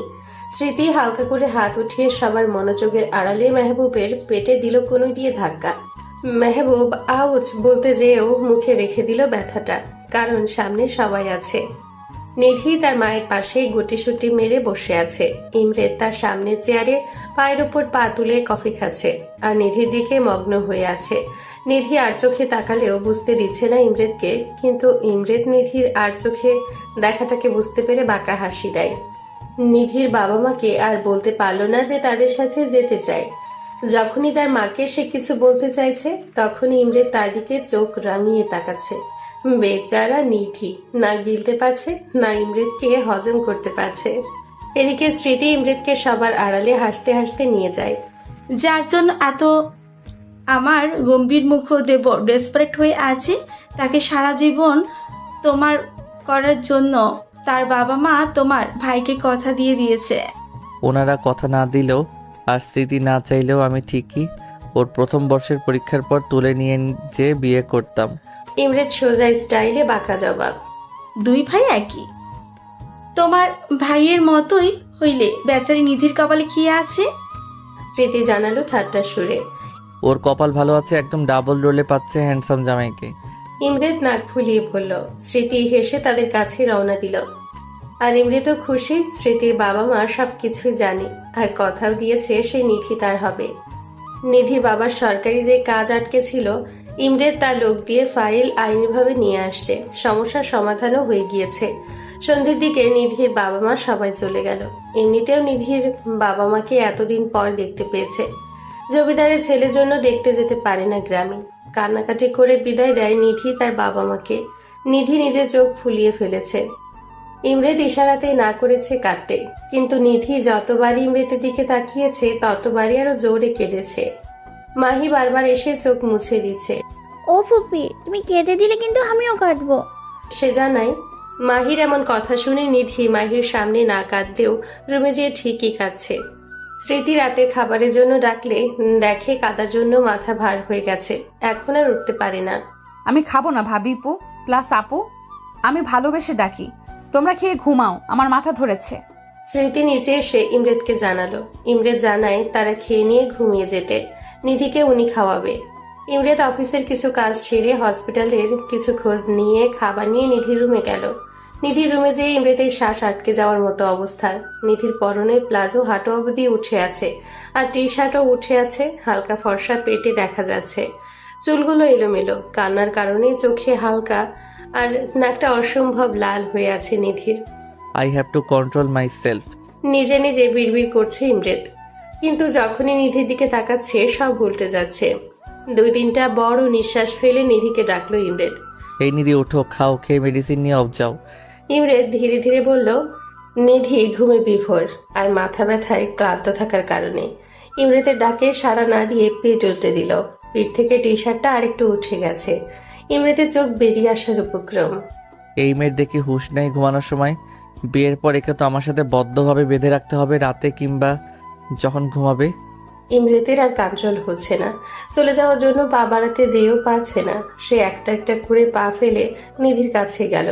নিধির পিঠের দিকে এক ধ্যানে তাকিয়ে আছে, চোখ আটকে গেল কোমরে থাকা লাল তিলে। ব্যাস, এটুকু ছিল কন্ট্রোললেস কেড়ে নেওয়ার জন্য ইমরেতের। আমি উপর হয়ে শুয়েছিলাম, ধীর পায়ে ইমরেত যেয়ে আমার পাশে বসলো। মাদকতা চোখ নিয়ে আমার তিলের দিকে সে তাকিয়ে রয়েছে। ইমরেত যখন একটু ছুঁয়ে দিল আমার লাল তিলটার উপর আঙুল দিয়ে, তখন মনে হয় আমি ঘুমের মধ্যে কেঁপে উঠলাম। আমার কোমরের কাছে ইমরেতের ঠোঁট নিয়ে বেশ কয়েকটা চুমু দিয়ে আরো লাল তিলটাকে আরো রক্তাক্ত করে দিল, সাথে তিলের আশেপাশের জায়গাটাকেও। না খেয়ে ঘুমানোর শাস্তি প্লাস আমার ভালোবাসা। বাঁকা হেসে ইমরেত কথাগুলো বলে। নিধির গায়ের উপর চাদর দিয়ে বেরিয়ে গেল। নিধি খেলো না দেখে নিজেও খেলো না। সকালবেলা, যেহেতু আজ শুক্রবার সবাই বাসায় থাকবে, নিধির ঘুম ভাঙলো বেলা 9টায়। নিজেকে ফ্রেশ করবে আপাতত সে, যেহেতু না খেয়ে ঘুমিয়েছে সে। নাড়ি ভুড়ি খাওয়ার জন্য পেট থেকে এখন খাও খাও করছে। নিধির মাথাটা হালকা ভার হয়ে থাকলেও ঘুমানোর ফলে ফ্রেশ লাগছে। পাশে টি টেবিলে চোখ গেল নিধির। সুন্দর ব্ল্যাক কালারের র্যাপিং পেপারে মোড়ানো কিছু একটার উপরে লেখা স্মৃতি। নিধি এক্সাইটেড হয়ে তাড়াতাড়ি করে খুলতে যেয়ে র্যাপিং পেপারের ধারে আঙ্গুল কেটে ফেলেছে বলে ও রক্ত বেরোচ্ছে দেখে। সেদিকে মাথা ব্যথা নেই। মুখে নিয়ে আঙ্গুলটাকে চুষে নিয়ে পুরো কভারটা খুলে দেখলো আইফোন 11 ম্যাক্স। নিধির মুখটা এত বড় হয়ে গেছে। খুশিতে নেচে দিল ফোন পেয়ে। কিছুক্ষণ নেচে দিল নিধি। ফোন বেডে রেখে নিধি গেল ফ্রেশ হতে। এতক্ষণ নিধি রুমে সিসিটিভি ফুটেজ দিয়ে দেখছিল ইমরেত তার ল্যাপটপের দ্বারা। নিধির এরকম বাচ্চামি দেখে সে 4 বছর আগে ঘায়েল হয়ে তার প্রেমে পড়েছিল। মুচকি হাসিতে ইমরেতকে দারুণ লাগে। যদি নিধি দেখতো। নিধি ওয়াশরুমে যেয়ে দেখলো জামা চেঞ্জ করার সময় কোমরের জায়গাতে তিলের অংশটুকু কেমন কালশিটে ভাবে লাল হয়েছে। মনে হচ্ছে কেউ ওই জায়গাটা ইচ্ছে মতো খোঁচাইছে। কিন্তু নাড়াচাড়া করে যখন হদিশ পেল না নিধি, তখন পাত্তা না দিয়ে ফ্রেশ হয়ে নিচে গেল সে। নিধি নিচে যেয়ে দেখলো স্মৃতি কিচেনে আজ রান্না করছে। আজকে তাহলে ভাইয়া কিছু আবদার করেছে, এই জন্য ভাবিবু সকাল সকাল আসছে। Thank you. স্মৃতিকে পেছন থেকে ধরে নিধি বলল। আচমকা ধরাতে স্মৃতি ভয় পেলেও নিধির বাচ্চামো দেখে হেসে দিল। তা কিসের জন্য থ্যাংক ইউ শুনি? স্মৃতি জিজ্ঞেস করলো। এই যে ফোন। নিধি হাতে থাকা ফোন দেখালো। নিধি বলল। স্মৃতি বুঝলো ইমরেত দিয়েছে তার নাম করে। গতকালই তো জানালো সে যে নিধিকে ফোন দিবে। তুমি কিভাবে জানলে ভাবিপু যে আমার ফোন ভেঙে গিয়েছে? নিধি ঠোঁট উল্টে জিজ্ঞেস করলো। আমাকে তুই ম্যাজিশিয়ান ডাকিস না, আমি আমার ম্যাজিক দিয়ে জেনে ফেলছি। স্মৃতি বলল। নিধিও ফিক করে হেসে স্মৃতিকে ধরল। নিধি স্মৃতিকে হেল্প করলো কিচেনে। ডাইনিং এ খাবার সাজালো। সবাই খেতে আসছে নিচে। ইমরেত নিধির দিকে তাকালো। যেমন নিধিকে প্রফুল্ল দেখাচ্ছে, মনে হয় কাল কেঁদেছেও। সবাই যখন খেতে বসলো, নিধি আর চোখে ইমরেতের দিকে তাকিয়ে ফোনটা লুকিয়ে ফেলল। না জানি এই জমরাজ এই ফোনটা ও খেয়ে দেয়। ইমরেত খেয়াল করলেও মনে মনে হাসলো সে। নিধি মাহিকে কোলে নিয়ে নাস্তা খেতে বসলো লিভিং রুমে। খাওয়া শেষে সবাই লিভিং রুমে আড্ডা দিচ্ছে। নিধি মাহির সাথে খেলতে ব্যস্ত। ইমরেত নিধিকে দেখতে ব্যস্ত, আর মেহবুব স্মৃতিকে জ্বালাতে ব্যস্ত। এমন সময় এক ফ্যামিলি তাদের লিভিং রুমের এরিয়াতে উপস্থিত হয়। গার্ড এসে জানালো যখন ইমরেতকে, তখন সে পারমিশন করে আসার জন্য। ধনী পরিবার থেকে এসেছে তা বুঝলো তাদের গেটআপ দেখে। নিধি উঠে চলে গেল মাহিকে নিয়ে। সবাই নিজেদের মতো কুশলাদি করলো। ইমরেত বসে নিজের ফোন গোতাচ্ছে। আসলে যে জন্য আমরা এসেছি সেটা বলি এখন। ভদ্রলোক জানালো। জি অবশ্যই বলুন। মেহবুব বলল। আসলে যে মেয়েটি এখান থেকে উঠে গেল তাকে আমার ছেলে কলেজে রাস্তা পার হওয়ার সময় দেখেছে। ইনফ্যাক্ট বিয়ে করার জন্য এক প্রকার অস্থির হয়ে গেছে। তাই ও মেয়ের জন্য আমার ছেলের বিয়ের প্রস্তাব এনেছি। আমার ছেলে আসতে চেয়েছিল, কিন্তু ওর জরুরি বাইরে যাওয়া লাগবে, এজন্য আসতে পারেনি। ভদ্রলোক জানালো। নিধিকে মিন করতে ইমরেত তখনই চোখ তুলে তাকিয়েছিল। যখন পুরো কথা শুনলো তখন রেগে আগুন হয়ে গেছে, চোখটাও লাল হয়ে গেছে। মেহবুব আর স্মৃতি একে অপরের মুখ চাওয়াচাওয়ি করছে আর ইমরেতের দিকে তাকাচ্ছে। Living room. ইমরেতের হাত মুঠো করে বসে আছে, কপালে ভর দিয়ে। মেজাজ তার সপ্তমে উঠে আছে। Stop it. চিল্লিয়ে বলল ইমরেত। ভদ্রলোকের বউ ইমরেতের এমন ধমক শুনে ভয়ে লাফিয়ে সোফার উপর পা তুলে উঠে বসে গেছে। স্মৃতিও ভয় পেয়ে গেছে। মেহবুব জানতো এমন কিছু হবে। সে তার ভাইকে বলল, রিল্যাক্স ছোট, ঠান্ডা মাথায় কথা বল। মেহবুবের শান্ত জবাব। কিভাবে শান্ত হয়ে উত্তর দিব? ওনারা কাকে নিয়ে কথা বলছেন? কার জন্য প্রস্তাব এনেছেন? দাঁতমুখ খিচে জবাব দিল Imret. I know, but they are not aware of this ভাই। মেহবুব উত্তর দিল, I don't care, please say them to leave from here. আরো চিল্লিয়ে বলল ইমরেত। ওগো, এই ছেলে কি পাগল হয়ে গিয়েছে? এমন চিল্লিয়ে উঠছে কেন একটু পর পর? ভদ্রলোকের বউ জিজ্ঞেস করছে তার স্বামীকে। আহা, চুপ করো তো। ভদ্রলোক বিরক্তিকর সুরে বলল। স্মৃতি এসেও ইমরেতকে সান্ত্বনা দিচ্ছে যে চুপ করতে। এই আপনারা এখনো বসে আছেন? উঠেন, যান এখান থেকে। ইমরেত চিল্লিয়ে বলছে। এমন চিল্লাপাল্লা শুনে মাহিকে ঘরে বসিয়ে আসলো কার্টুনের চ্যানেল দিয়ে, আর নিজে নেমে আসলো নিচে। নিধিকে নিচে দেখে ইমরেত মনে হচ্ছে আরো ক্ষেপে গেছে। তুমি নিচে নামছো কি জন্য? পা বেশি বড় হয়ে গেছে? সৌন্দর্য দেখাও সবাই রে। ইমরেত নিধির কাছে এসে জোরে জোরে কথাগুলো বলল। আরে এই লোক পাগল হয়ে গেল নাকি? আমি আবার কি করলাম? মনে মনে ভাবছে নিধি। নিধি, তুই উপরে যা বোন। স্মৃতি এসে বলল, কি হয়েছে বলবা তো? এমন করছো কেন সবাই তোমরা? নিধি অবাক হয়ে বলল, তোমার সবকিছু এত জানার শখ কেন? যেতে বলছে যেতে পারছো না? নাকি নিজে যে সুন্দরী এটা নেচে গিয়ে সবাইকে দেখাতে হবে? একটা কথা কারো শুনো না? যত বড় হচ্ছে তত বেশি বুদ্ধি হাঁটুর কাছে যাচ্ছে। এত বেয়াদব কেন? তুমি কলেজে কি পড়তে যাও নাকি ছেলেদের নিজের রূপ দেখাতে যাও যে বাসায় প্রস্তাব আসে তোমার জন্য? ইমরেত চিল্লিয়ে বলছে। আচ্ছা, পাগলের ফ্যামিলিতে ছেলে আমার মেয়ে পছন্দ করলো? ভদ্রমহিলা বিরক্তির সুরে বলল, ইউ শাট ইওর মাউথ। আমার বাসায় আমার বউয়ের জন্য প্রস্তাব আনেন? আপনার সাহস তো কম না? বেরোন এখান থেকে, আউট। ইমরেত তাদের দিকে ঘুরে জোরে চিল্লিয়ে বলল। ভদ্রলোক তার বউকে নিয়ে সুরসুর করে বেরিয়ে গেল। আর তুমি ছেলেদের সাথে এত মেলামেশা কেন? নিজে যে মেয়ে সেটা কি ভুলে যাও? কতবার না করেছি মিশতে, বলো কতবার? আসলে আমারই ভুল হয়েছে। এমন অল্প বয়স্ক মেয়েকে আমি ভালোবেসেছি। মাথায় একটু বুদ্ধি নাই, ঢ্যাং ঢ্যাং করে নিচে নেমে চলে এসেছে। আরে ভাই, সামান্য তো নিজের বুদ্ধি কাজে লাগাও। ইমরেত নিধির বাহু ধরে কথাগুলো বলছে। নিধি চোখ দিয়ে গলগল করে পানি পড়ছে। এতগুলো কথা সে প্রথম শুনলো ইমরেতের থেকে। হ্যাঁ, সে জানে ইমরেত তাকে দেখতে পারে না, কিন্তু তার মনে তাকে নিয়ে এত তিক্ততা। ছেলে বন্ধু কই তার? যে দুইটার সাথে কথা বলে তাদের অলরেডি গফ আছে। দুজনকে ভাই হিসেবে দেখে। যারা বিয়ের প্রস্তাব নিয়ে এসেছে তো এখানে তার কি দোষ? মানছে সে একটু কম বুদ্ধির মেয়ে, তাই বলে এত কথা শোনাবে তাকে?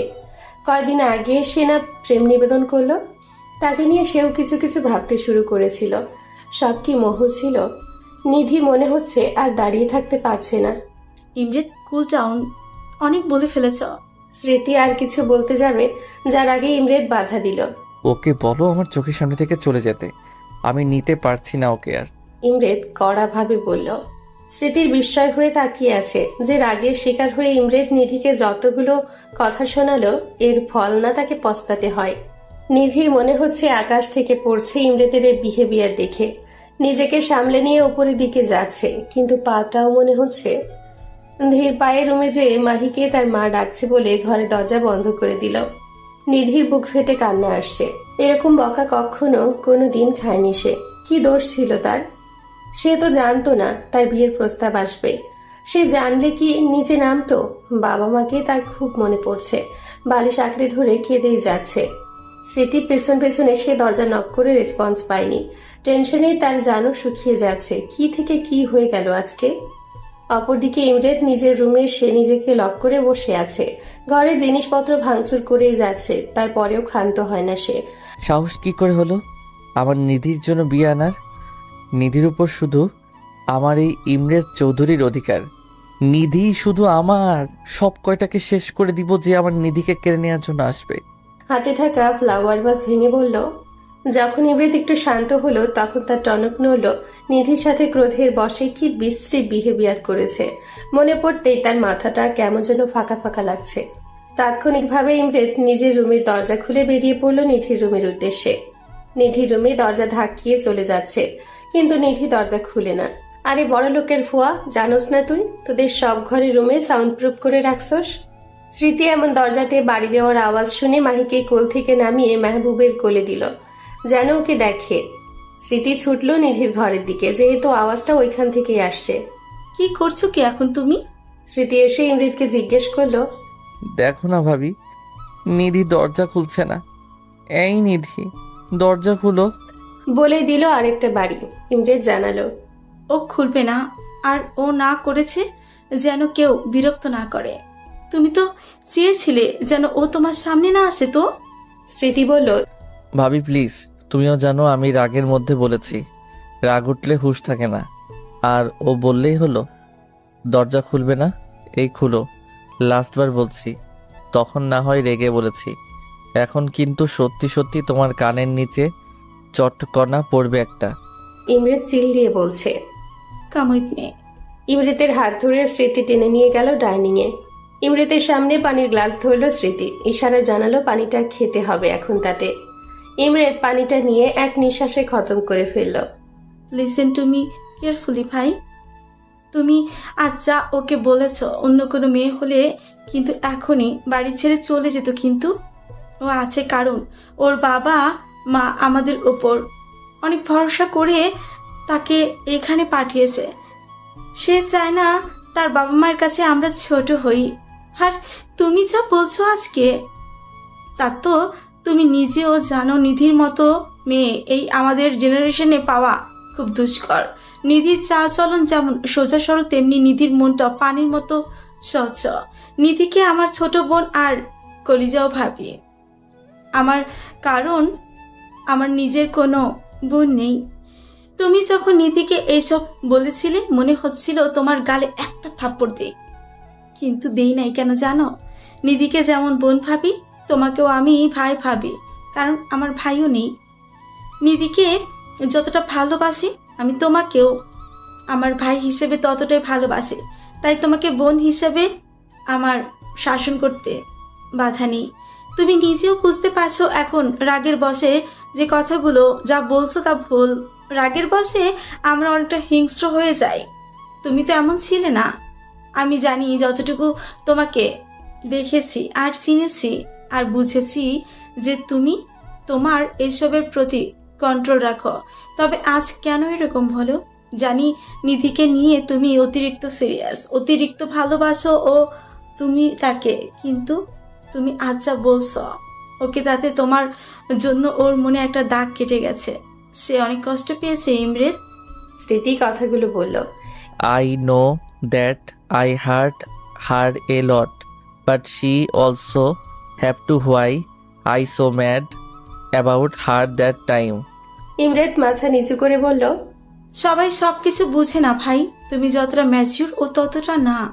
ওর নরম মনে অনেক আঘাত পেয়েছে তোমার এই বিহেভিয়ারে।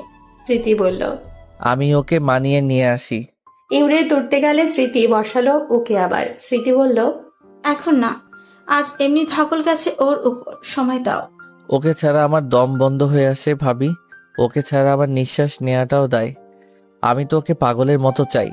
ওকে অনেক বেশি ভালোবেসে ফেলেছি সেই 4 বছর থেকে। ওকে আমি কারোর সাথে দেখা তো দূরে থাক, আমি ভাবতেও পারবো না। নিধি সবসময় উল্টা পাল্টা ডিসিশন নেয়। এই যেমন কয়দিন আগে হোস্টেল খুঁজছিল। আজকের আমার বিহেভিয়ার দেখে যদি অন্য কিছু করে, ও যদি আমারে ছেড়ে যেতে চায়, আমি ওকে খুন করে ফেলবো একদম।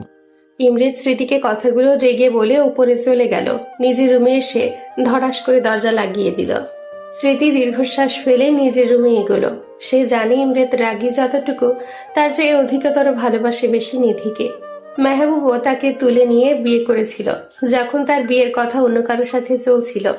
মেহবুব স্মৃতির ওপর যতটা দুর্বল, স্মৃতিও ততটাই দুর্বল। মেহবুবের শ্বাসের রাজত্ব করে যদি স্মৃতি, তাহলে স্মৃতির মনে রাজত্ব করে মেহবুব। এরকম পাগলামি ভালোবাসায় দেখে স্মৃতি মেহবুবের ভালোবাসার জালে পড়েছিল। ঘরে এসে স্মৃতি মেহবুবের দিকে তাকিয়ে কথাগুলো ভাবছিল। দরজা লক করে এসে মাহিকে সাইডে দিয়ে কুলবালিশ দিল যেন পড়ে না যায়।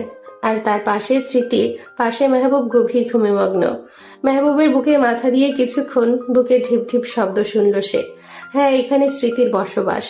মেহবুবের ঠোঁটে স্মৃতি একটু চুমু খেল। মাথার চুলগুলোতে হাত বোলাতে শুরু করলো স্মৃতি। মেহবুব ঘুমের মধ্যে স্মৃতির পেটে হাত দিয়ে পা উঠিয়ে দিল তার উপর। স্মৃতির গলাতে মেহবুবের মুখ, আর ঘুমের ঘোরে ঘন ঘন নিঃশ্বাস পড়ছে স্মৃতির গলাতে। স্মৃতিও আরেকটু জাপটে ধরল মেহবুবকে। নিজের উপরে রাগ লাগার কারণে ইমরেত রাত্রি 12টার দিকে গোসল করতে ঢুকেছে। কোনো ক্রমেই তার রাগ কমছে না নিজের উপর থেকে। এমনিতেই তার নিজের সবকিছুর প্রতি কন্ট্রোল, তবে আজকে কেন এরকম নিধির সাথে করলো? তার নিধি কতটা কষ্ট পেল এর জন্য। 1 ঘন্টা ধরে শাওয়ার নেওয়ার কারণে ইমরেত নিজেকে মুছে বের হয়ে আসলো। ভাবছে নিধির কাছে আবার যাবে কিনা। নিধি তো দরজা লক করে বসে আছে ঘরের ভেতর। সিসিটিভি ফুটেজেও কিছু দেখা যাচ্ছে না। ভেঙে দিয়েছে নাকি কে জানে, কিন্তু ও জানবে কিভাবে ওখানে সিসিটিভি ফুটেজ আছে? চিন্তা করতে করতে ইমরেতের এক প্রকার মাথা ফেটে যাচ্ছে। ঘুমের মেডিসিন নিল, নয়তো এই চিন্তা নামক যন্ত্রণা থেকে সে মুক্তি পাবে না। 8 ঘন্টা পর সে ঘুমের রাজ্যে তলিয়ে গেল। রাত্রি 3টা বাজছে। নিধি বালিশ চেপে ফোঁস করে কাঁদছে আর হাতে থাকা চিপসের প্যাকেট গিলছে। সিসিটিভি ক্যামেরার দিকে চোখ দিয়ে রাখছে। নিধির পরক্ষণেই নিজের কিছু কথা মনে হলো। তখনই মনে হলো এই দানব ডাক্তারকে সে ভালোবাসতে শুরু করেছে। ফ্ল্যাশব্যাক, নিধির কান্না। যখন তার কান্নার সাথে হিসকে ওঠার অভ্যেস আছে, হিসকে উঠতে আরম্ভ করেছে। তাই উঠে পানি খেতে যেয়ে দেখছে জগে পানি নেই। তখন চোখ মুখ মুছে জগ নিয়ে পানি আনতে যায় সে নিচে। সিঁড়ির কাছে এসে শুনতে পেল সে স্মৃতি আর ইমরেতের কথোপকথন। আর একটু কান উঁচিয়ে সে শুনতে গেল কি নিয়ে কথা হচ্ছে। স্মৃতি আর ইমরেতের সম্পূর্ণ কথা শুনে চোখ দিয়ে আবারও তার নোনা জল বইছে। এদিকে তার হিচকিও থেমে গেছে। সে তার রুমের দিকে পা বাড়ালো। বর্তমান। আমাকে বকছেন না মিস্টার দানব রূপে ডাক্তার? আপনাকে যদি নাকে দড়ি দিয়ে না ঘুরিয়েছি, আমার নামও নিধি না। আমাকে আপনি কাঁদিয়েছেন। আমার মতো ভোলা মেয়েকে ওই অপরিচিত লোকের সামনে অপমান করেছেন। আপনার হাল যে আমি কি করি শুধু বুঝবেন এখন থেকে। নিধি আপন মনে কথাগুলো বলছে আর চিপস চিবুচ্ছে। চিপসটা ছিল তার হ্যান্ড ব্যাগে। স্মৃতি প্রায় এটা সেটা খাওয়ার তাকে টাকা দেয়। এটা মেহবুব দিয়েছিল বাইরে থেকে এনে, রাখাই ছিল ব্যাগে। চিপস খাওয়া শেষ করে পানি খেয়ে একটা লম্বা ঘুমের দিকে নিজেকে নিয়ে গেল। সকালবেলা নিধি সকালবেলা রেডি হয়ে পাউরুটি দিয়ে নাস্তা করে ভার্সিটির উদ্দেশ্যে বেরিয়ে গেছে। স্মৃতিকে তার দেওয়া ফোন নিধি ব্যাগ দিয়ে বলেছে, আপাতত এটার দরকার নাই ভাবিপু, তোমার কাছে রাখো। স্মৃতি প্রতি উত্তরে কিছু বলতে পারেনি। সে বুঝতে পেরেছে নিধি ঠিক কতটা কষ্ট পেয়েছে। এদিকে ইমরেত ঘুম থেকে উঠে বেলা 1টা। মেডিসিনের চাপে সে এতক্ষণ উঠে নাই, বেহুশ হয়ে ঘুমিয়েছিল। ঘুম থেকে উঠে ঘড়ির দিকে নজর গেলে তার চোখ কপালে উঠে যায়। ধরফড়িয়ে উঠে সে ফোন হাতে নিয়ে দেখে সেম টাইম। অসংখ্য মিসড কল, তবে বেশিরভাগ অফিস আর হসপিটালের, আর কিছু স্প্যাম কল। তাড়াতাড়ি করে ওয়াশরুম থেকে ফ্রেশ হয়ে আসে। নিধি রুমের দিকে গেল, গিয়ে দেখে দরজা খোলা, কিন্তু নিধি নাই। ইমরের টি শার্টটা ঠিক করতে করতে নিচে গেল স্মৃতির কাছে জানতে। মাহিকে গোসল করিয়ে খেলনা দিয়ে ঘরে বসিয়ে রেখে স্মৃতি নিচে আসছে মেহবুবের টিফিন কেরিয়ার অফিসে পৌঁছে দেওয়ার জন্য। সে কিচেনে বসে সেইগুলা টুকটাক রেডি করছে। ইমরেত হন্তদন্ত হয়ে ছুটে আসছে স্মৃতির কাছে, কপালে তার বিন্দু বিন্দু ঘাম। ভাবি নিধি কোথায়, খুঁজে পাচ্ছি না যে। ইমরেত হাঁসফাঁস গলাতে বলল, আরে তুমি এমনি শ্বাস নিচ্ছ কেন? বিপি লো হয়ে গেছে নাকি আবার? দেখি বসো। স্মৃতি অস্থির গলাতে বলল, আমি ঠিক আছি, আগে তুমি বলো নিধি কই? ফোনটাও অফ দেখি। ও কি ফোন রেখে গেছে? ইমরেতের পাল্টা প্রশ্ন। ভাই বসো আগে। নিধি ভার্সিটি গেছে আর কালকে বকা খেয়েছে তো এই জন্য ফোন নেয়নি। আসলে তুমি কথা বলো না কেমন? স্মৃতি শান্তভাবে বলল। না ভাবি, আমি ওর ভার্সিটি যাব। ইমরেত এই বলে পা বাড়াতে গেলে স্মৃতি থামায়। হ্যাভ সাম পেশেন্স ভাই। স্মৃতি বলল। হুম। ইমরেত ক্ষীণ স্বরে বলল। স্মৃতি মেহবুবের টিফিন পাঠিয়ে ফোন থেকে মেসেজ করলো মেহবুবকে। যা দিয়েছি তা যেন ব্যাগ না আসে, ব্যাগ আসলে ঠোঁটের ছাল তুলে নিব আমি। স্মৃতি ইমরেতকেও খাইয়ে দিল। স্মৃতি বুঝেছে ইমরেত কালকের বিহেভিয়ারের জন্য ভয়ে আছে। নিধি না কিছু করে বসে, কেমন শান্ত লাগছে তাকে। আল্লাহর কাছে সব ঠিক করে দেওয়ার জন্য বলছে বারবার স্মৃতি। মেহবুব কাজ সেরে ফোন চেক করলো, দেখে তার বউ মেসেজ দিয়ে পাঠিয়েছে। মেসেজ দেখে বাঁকা হাসি দিল সে। মেসেজ পড়তে পড়তে ড্রাইভার এসে দরজা নক করে খাবার দিয়ে গেল। এখন তো এই সব খাবো, রাতে তোমাকে না পেলে তোমার ঠোঁটের ছাল তুলে নিব। আমি মেহবুব চৌধুরী। মেহবুব বাঁকা হেসে বলল। নিধি সন্ধ্যায় বাড়িতে আসে, কিন্তু কারোর সাথে দেখা করে না। যেখানে ইমরেত থাকে সেখানে যায় না, খাবারও নিজের ঘরে খায়। দরজার সব সময় বন্ধ করে রাখে। নিধি প্রতিদিন খুব সকালে যায় আর সন্ধে আসে। এইভাবে কেটে যায় বেশ কিছুদিন। 7 দিন পর এইভাবে নিধির বিহেভিয়ার 7টা দিন ধরে চালাচ্ছে। ইমরেতের বাড়িতে থেকেও ইমরেতের সাথে দূরত্ব বজায় রেখে চলছে। ইমরেতের এদিকে দম বন্ধ হয়ে আসছে। নিধির ওপর এত বেশি রাগ জন্মেছে এই কয়দিনে বলার কথা না। হসপিটালের কোনো সার্জারিতে হাত দিতে পারেনি সে, না অফিসের কোনো কাজে। ইমরেত আজ নিধি নামক একটা বিহিত করেই ছাড়বে। যা বলেছিলাম সেটার খোঁজে। ইমরেতের শান্ত জবাব ফোনের অপর পাশের ব্যক্তিকে কল করে। কামিং। ইমরেত ফোন কেটে বেরিয়ে গেল গাড়ি নিয়ে। নিধি ভর দুপুরবেলা ক্লান্ত শরীরে দাঁড়িয়ে আছে রিক্সার জন্য। মাত্র একটা বাচ্চার টিউশনি শেষ করালো সে। এখনো অনেক বাচ্চা বাকি আছে। হ্যাঁ, সে টিউশনি আরম্ভ করছে। সিদ্ধান্ত নিয়ে ইমরেতের বাসা ছেড়ে দেওয়ার। 1 পা 2 পা করে এগোচ্ছে, কিন্তু মাথাটা ঝিমঝিম করছে নিধির। তার সামনে একটা গাড়ি থামলো। গাড়ি থেকে সেখান থেকে একটা পুরুষ নেমে এসে নিধির গালের উপর সর্বশক্তি দিয়ে একটা থাপ্পড় মারল। এমন ক্লান্ত শরীর আর এমন থাপ্পড় খেয়ে নিধি আর টাল সামলাতে পারল না। নিচে বসে গেল। ঝাপসা চোখে দেখে শুধু একটা কথা বলল। যমরাজ, আপনি আমাকে আবার মারলেন? নিধি কথাটা বলেই জ্ঞান হারিয়ে ফেল। মেঝেতে তার মাথাটা পড়ার আগে ইমরেত নিধির মাথাটা তার বুকের সাথে চেপে ধরল। আশেপাশের মানুষ তাকাচ্ছে তাদের দিকে। ইমরেত সবার দিকে কেমন রক্তচক্ষু নিয়ে তাকালো। তো and now go all of you. আমার বউ বেশি তেরামি করেছিল তাই মেরেছি। দেখা শেষ, জাস্ট লিভ। ইমরেতের চিল্লানি শুনে যে 5-6 জন মানুষ ছিল কেটে পড়ল। তোমার অবস্থা যে কি করি আমি এখন থেকে টের পাবা। 7টা দিনের তীব্র জ্বালা তোমার উপরে আমি ঝাল তুলব। ইমরেত নিধির মুখের দিকে তাকিয়ে বলে উঠল। নিধিকে কোলে নিয়ে ইমরেত গাড়িতে বসে ড্রাইভ করতে লাগলো। বিকেলবেলা নিধি জ্ঞানহীন হয়ে বেডে পড়ে আছে। স্মৃতি পাশে মেহবুব দাঁড়িয়ে আছে। ইমরেত হাত মুঠো করে সোফায় বসে আছে। মুখ দেখে মনে হচ্ছে এখনো যমরাজের রাগ কাটেনি। একে কোথায় পেলি তুই? এরকম ভাবে পড়ে আছে কেন? জ্ঞান হারলো কিভাবে? এরকম নানান প্রশ্ন স্মৃতি 2 ঘন্টা যাবত করে যাচ্ছে ইমরেতকে, কিন্তু ইমরেত কাউকে কোনো জবাব দিচ্ছে না। ভাই বলবি তো নাকি? মেহবুব এইবার বিরক্তির সুরে বলল। ও 7 দিন যাবত ঠিকঠাক খায় না। তুমি যে খাবারগুলো প্রতিদিন দিয়ে আসো সেইগুলো ও প্রতিদিন সকালে দারোয়ানকে দিয়ে আসে। টিউশনি করাচ্ছে এই 7 দিন ধরে, রোদে হেঁটে আসে। ইমরেত দীর্ঘশ্বাস ফেলে বলল। স্মৃতি আর মেহবুব প্রচন্ড অবাক হলো। নিধির মুখ দেখে মনে হচ্ছে এই কয়দিনে ইচ্ছে করে না খেয়ে নিজেকে কষ্ট দিয়েছে। রাগ আমার উপর সেহেতু ঝালটা আমার উপর দিয়ে মেটাতো সে। কেন সে নিজেকে কষ্ট দিল? ও কি জানে না ওর কষ্টে আমার দ্বিগুণ কষ্ট হয়? ইমরেতের শান্ত জবাব। স্মৃতি আর মেহবুব কি বলবে ভেবে পাচ্ছে না। আসলে তাদেরও ভুল। নিধির দিকে কড়া নজর দেওয়া উচিত ছিল। বাচ্চা মেয়ে, আমানত সে, কিন্তু দিনের পর দিন সে নিজেকে এভাবে কষ্ট দিবে এটা ভাবনার বাহিরে ছিল তাদের।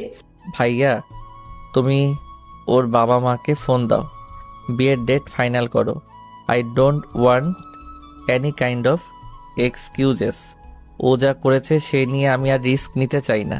ইমরেত শান্তভাবে বলল। মেহবুব ওর সায় দিল, কারণ নিধির কর্মকাণ্ডের সেও ভয় পেয়ে গেছে কখন কি করে বসে। স্মৃতির শুধু একধানে নিধির শুকনো মুখের দিকে চেয়ে রইল। দীর্ঘশ্বাস ফেলে সে নিচে গেল। স্মৃতি চলে যেতে মেহবুব ও পা বাড়ালো নিধির বাবা মাকে কল করার জন্য। ইমরেত নিধির দিকে ক্রুদ্ধ চোখে তাকিয়ে আছে।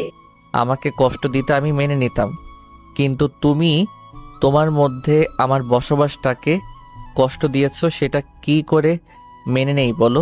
তোমাকে শাস্তি অবশ্যই পেতে হবে। ইমরেদ চল শক্ত করে বলল। সন্ধেবেলা নিধি টিপ টিপ করে চোখ খুলল। আশেপাশে তাকিয়ে বেশ খানিকটা সময় লাগলো সে কোথায় আছে। দুর্বল লাগছে তার নিজের কাছে নিজেকে। নিধির বসা থেকে উঠতেই পরক্ষণে মনে হলো তার সামনে ইমরেদ এসে কত জোরে থাপ্পড় মেরেছিল। মনে পড়তেই চোখে জল ভরে আসলো তার। নিধি চোখ মুছে ওয়াশরুমে গেল গোসল করতে। এরকম ভাবে সে 7টা দিন করছে। গোসল সেরে নিচে যাবে তার আগে স্মৃতি এসে পড়েছে তার রুমে। স্মৃতি নিধির দিকে তাকিয়ে আবার চোখ নামিয়ে নিল। খাবারটা শেষ করো। স্মৃতি শান্তভাবে জবাব দিল। নিধির বুকটা কেমন মোচড় দিয়ে উঠল স্মৃতির মুখে তুমি ডাক শুনে। কি হয়েছে ভাবিপু? তুমি আমাকে তুমি বলে ডাকছো কেন? নিধি স্মৃতির দিকে এগিয়ে স্মৃতির হাত ধরে বলল, কিছু হয়নি। অপরিচিতদের আমি, বয়সে ছোটদের তুমি বলি। স্মৃতি উত্তর দিল, কিছু তো হয়েছে, বলো। আমি কোনো ভুল করেছি? করে থাকলে বকো, মারো, এভাবে কথা বলিও না প্লিজ ভাবিপু। নিধি কাদো মাখা কণ্ঠে বলল। নিধির হাত নিজের থেকে সরিয়ে বলল স্মৃতি, তুমি খাবারটা শেষ করো, আমি দাঁড়িয়ে আছি, আমার আরো কাজ আছে। নিধি এবার হাওমাও করে কাঁদতে আরম্ভ করলো স্মৃতিকে ধরে। স্মৃতির এরকম বিহেভিয়ারের সাথে সে পরিচিত নয়। স্মৃতিও আর সামলাতে না পেরে উঠে নিধিকে ধরে সেও কেঁদে দিল। একবার বলতে পারতি রাগ কার উপর করছিস? ঝড় নিজের উপর দিয়ে তুললি, একবার জানাতে পারতি। আর না খেয়ে তোর শরীর কত দুর্বল করেছিস বুঝতে পারছিস? স্মৃতি নিধির মাথায় হাত বুলিয়ে দিয়ে বলল, ইমরেতের উপর রাগ করেছিস। ইমরেত তোর জন্য পাগল হয়ে হন্য হয়ে আজ খুঁজছে তোকে। রাগে বকেছে সেটাই বুঝছি, কিন্তু তুই বুঝলি না তার রাগের চেয়েও গভীরতা বেশি তোর উপর ভালোবাসা তার। ইমরেত তোকে কতটা পাগলের মতো ভালোবাসে, তিলে তিলে কতটা না পাওয়ার যন্ত্রণা ভুগে আসছে 4টা বছর ধরে আমি দেখে আসছি। স্মৃতি কিছুক্ষণ থেমে বলল, আমি যে তাকে খুব ভালোবাসি ভাবিপু। নিধি নাক টেনে জবাব দিল, মানে কবে থেকে? আর ভালোবাসলে এরকম করলি কেন? স্মৃতি অবাক হয়ে প্রশ্ন করল। তারপর নিধি বলতে শুরু করলো সেদিন রাতে স্মৃতি আর ইমরেতের কথা শুনেছে। ইমরেতকে নিয়ে তার আংশিক ফিল নিয়ে বলা সব শুনে স্মৃতিও হতবম্ব। এরা দুজনেই এমন আজাইরা কাজ করবে, মাথা খারাপ হবে তার। আমি শুধু ওনাকে বোঝাতে চেয়েছি আমাকে কষ্ট দিলে উনিও আঘাত পান। ভালোবাসাটা আমার কতটুকু তার প্রতি সেইটুকু শুধু বুঝতে চেয়েছি। এই কয়দিনে আমি তার সামনে যাইনি ঠিকই, কিন্তু তাকে এই কয়দিনে চোখের আড়াল হয়ে আমার জন্য তার ছটফটানি দেখেছি। আর আমি সাকসেস হয়েছি, কিন্তু বেয়াদবটা আজ আমাকে আবার মেরেছে। নিধি নাক টেনে বলল, তো কি করবে? তুই এত পাজি, এমন কাজ কেউ করে? স্মৃতি হেসে বলল, তো উনি আমার রুমে সিসিটিভি রাখবে কেন? আমি তো দেখতে পেয়েছি যেখানে উনি ক্যামেরা রেখেছিল সেখানে আমার ফার্স্ট এড বক্স ছিল। আমার আঙুল কেটে যাওয়াতে ওখান থেকে ওয়ান টাইম ব্যান্ডেজ আনতে যেয়ে দেখি ওখানে সিসিটিভি ক্যামেরা। আমি দেখে ভেঙে ফেলেছি তখন। নাক ফুলিয়ে বলল নিধি। স্মৃতি কি বলবে? এদের কাহিনী দেখে বুঝে উঠতে না পেরে নিধিকে খাইয়ে দিয়ে নিচে গেল আর তাকে বলে গেল এমন উদ্ভট কাজ আর না করতে। রাতের বেলা 1টা বাজছে, নিধি ঘুমায় না।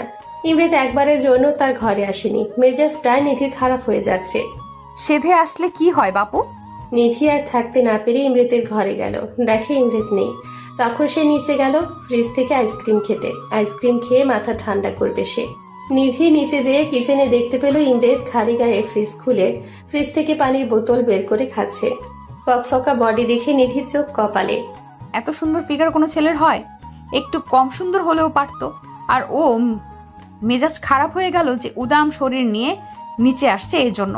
এই মুহূর্তে কেউ যদি তার খালি গায়ে তাকে দেখে, তার সুন্দর যমরাজ জামাইকে দেখে ফেলে, নজর দিয়ে দিবে।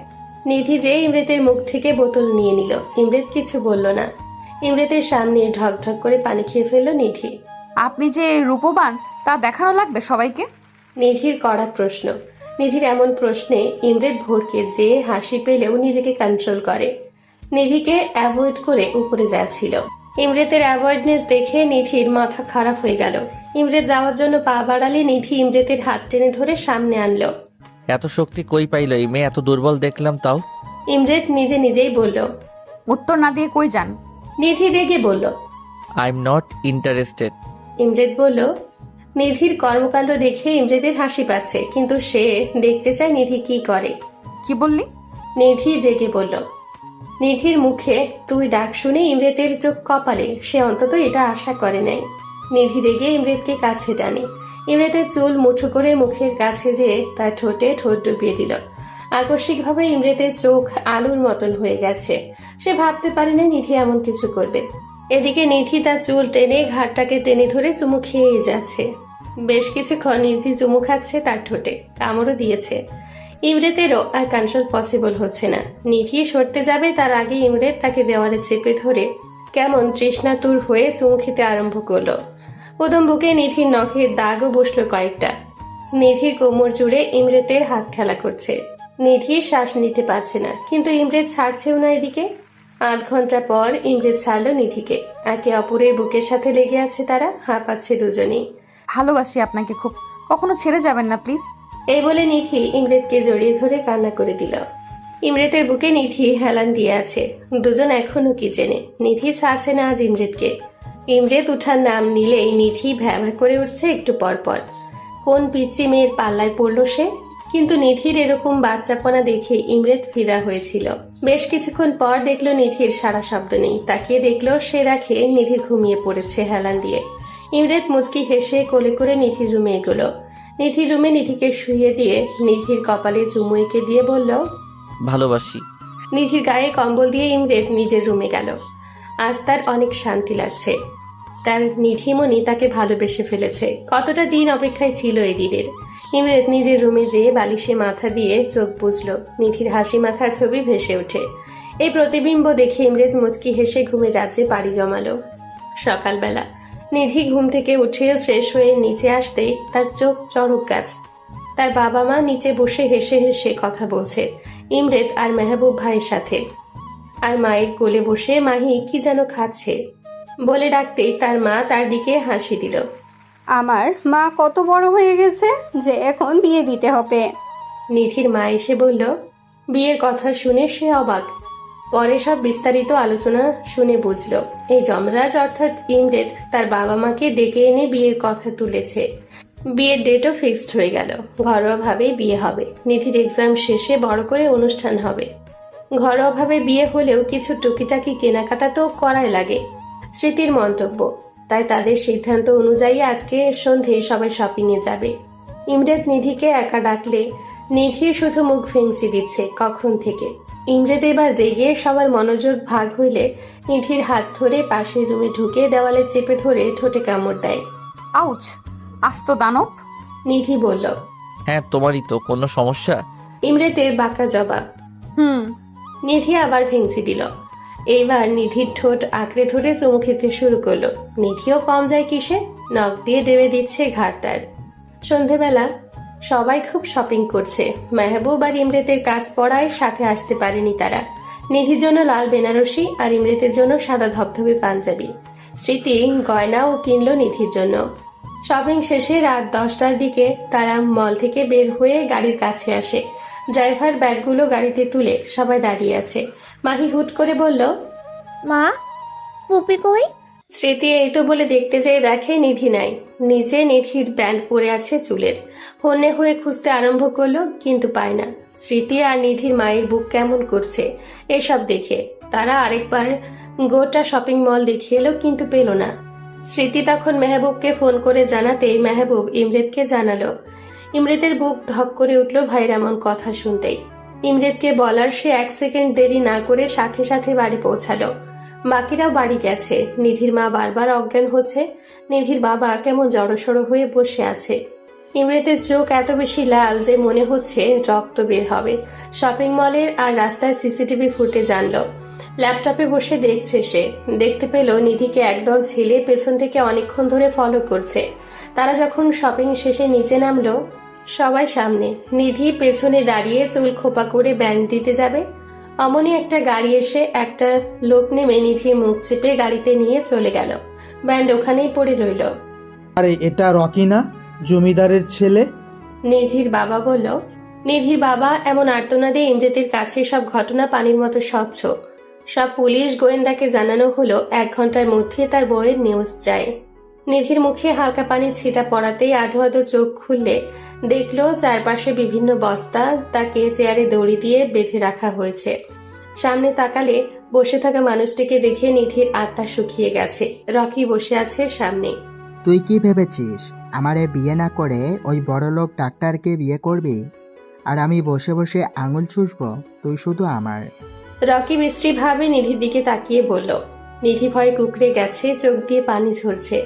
ভাগ্যিস তোর মায়ে আজকে বাসে ওঠার সময় রহিমার মাকে বলল তোর বিয়ের কথা। আমার চেলাপেলা ওখানে দিয়ে না গেলে ধরতেই পারতাম না তোরে। বলে রকি এগিয়ে সে নিধির গা থেকে কেমন বিশ্রী ভাবে স্মেল নিচ্ছে। দরজাতে টোকা পড়ছে। রকি বিরক্তকর হয়ে বলল, কে রে? তোরা বস, আমি আইতেছি। বলে রকি বেরিয়ে গেল। নিধির মুখে ক্লোরোফর্ম মেরে নিধি বেহুশ হয়ে পড়ল। 2 ঘন্টা পর নিধি আবারও জ্ঞান ফিরল, কিন্তু বাধা অবস্থায়। রকি দেখে আবার আসছে, কিন্তু চাহনি তার বিশ্রী। জেগে গেছস? আয়, পাশর রাতটা সাইরা নেই। রকি বলল, না প্লিজ, পায়ে পড়ি, তোমার ক্ষতি করবে না। নিধির শরীরে কুলোয় না, তারপরেও আকুতি মিনতি করছে। রকি সেই তোয়াক্কা না করে নিধির গা থেকে ওড়না টানতে যাবে, অমনি রকির মুখে লাথি পড়াতে মুখ থুবড়ে দূরে পড়ল। নিধি চোখ তুলে তাকালো, হাসি ফুটল মুখে, চোখ দিয়ে বৃষ্টি পড়ছে তার। ইমরে তাড়াহুড়ো করে হেসে নিধিকে বুকে ধরল। নিধির ফোনে লোকেশন ট্র্যাক করে জানতে পেরেছে সে। নিধির ব্যাগ দেখে দূরে পড়েছে। রকি এগিয়ে আসলে ইমরেত আবারও এক লাথি দিল। রকি নিচে পড়ল, বুকে অনেকগুলো লাথি পড়ছে। রকির ছেলেপেলেগুলোর সবাইকে ধরে নিয়েছে police. You want to touch my wife, you bastard, বলে ইমরেত রকির মেন পার্টে এক লাথি। রকি মা বলে এক চিৎকার দিল। পুলিশ এসে ইমরেতকে থামালো, নয়তো খুন হয়ে যাবে। ইমরেত নিজেকে শান্ত করে। জ্ঞানহীন নিধিকে নিয়ে বাড়ির দিকে রওনা দিল সে। তার জানটা এখনো ধকধক করছে। নিধিকে পেয়ে সবার মনে হচ্ছে জান ফিরে পেল। নিধিকে বেডে শুয়ে ইমরেত নিধির গায়ে ইঞ্জেকশন পুশ করল। বেশ কিছুক্ষণ পর নিধির জ্ঞান ফিরলে সামনে থাকা ইমরেতের দিকে তাকিয়ে হাওয়া করে কেঁদে দিল। Push baby, see I am here. Imret নিজের চোখের পানিটা আড়াল করে নিধিকে সান্ত্বনা দিল। নিধি তার মাকে ধরেও কান্না করে দিল। তখন মাহি বলে উঠল, নো কান্না, অল্লি হাঁচি হবে। সবাই ফিক করে হেসে দিল। আজ সেই অনাকাঙ্ক্ষিত দিন, নিধি আর ইমরেতের বিয়ের দিন। কিছুক্ষণ আগে বিয়ে পড়ানো হয়েছে। লাল বেনারসিতে নিধিকে ইমরেতের কাছে পুতুল বউ লাগছে। আর ইমরেত, সে তো সাদা পাঞ্জাবিতে রাজার চাইতে কম লাগছে না। আজ নিধি ড্যাব ড্যাব করে ইমরেতের দিকে তাকিয়ে আছে। ইশারায় অনেকবার ইমরেত বলেছে চোখ নামাতে, কিন্তু না, সে ইমরেতকে রীতিমতো ঘিরে খাচ্ছে। সবাই এই নিয়ে হাসাহাসিও করছে। নিধিকে ইমরেতের রুমে বসিয়ে রেখে ইমরেতকে দরজার কাছে আটকে রেখেছে সে। তার পাওনা নাকি তাকে দিতে হবে। ইমরেত সময় ব্যয় না করে স্মৃতিকে টাকা দিয়ে দিল। স্মৃতি হেসে ফেলল। যে এত ডেসপারেট বউয়ের কাছে যাওয়ার জন্য। ইমরেত ঢুকে দরজা লাগালো। এদিকে মেহবুব এসে স্মৃতিকে কোলে তুলে নিজের রুমে নিয়ে গেল। আরে করছো কি? বয়স হয়েছে, বুদ্ধি নাই? চুপ, আমার বয়স তো মাত্র 35। তো স্মৃতি কিছু বলতে যাবে তার আগে মেহবুব তার ঠোঁট নিয়ে বন্ধ করে ফেলেছে নিজের ঠোঁট দিয়ে। স্মৃতিকে বেডে শুয়ে দিয়ে মেহবুব বলল, আরেকটা মাই চাই, don't try to stop me. এই বলে স্মৃতিকে আদর দিতে ব্যস্ত হয়ে পড়ল।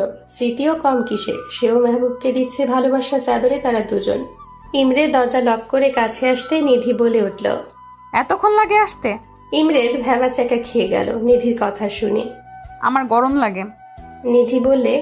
ইমরেত তাড়াহুড়ো করে ঘুমটা তুলে নিধির চাঁদের আলোতে অবসরই লাগছে নিধিকে তার। নিধি ওদিকে বকবক করছে। ইমরেত হুট করে নিধির ঠোঁটে চুমু খেল। নিধি এমন আক্রমণে লজ্জায় নেতিয়ে পড়ল। আজকে কোনো কথা হবে না, আজকে আমাদের অনুভূতির সংমিশ্রণ হবে, আজকে আমাদের নিঃশ্বাস কথা বলবে। ইমরেত কথাগুলো বলেই নিধির ঠোঁট আঁকড়ে ধরল। মেতে থাকলো নিজেদের মাঝে, ডুব দিল তাদের অনুভূতির সংমিশ্রণে।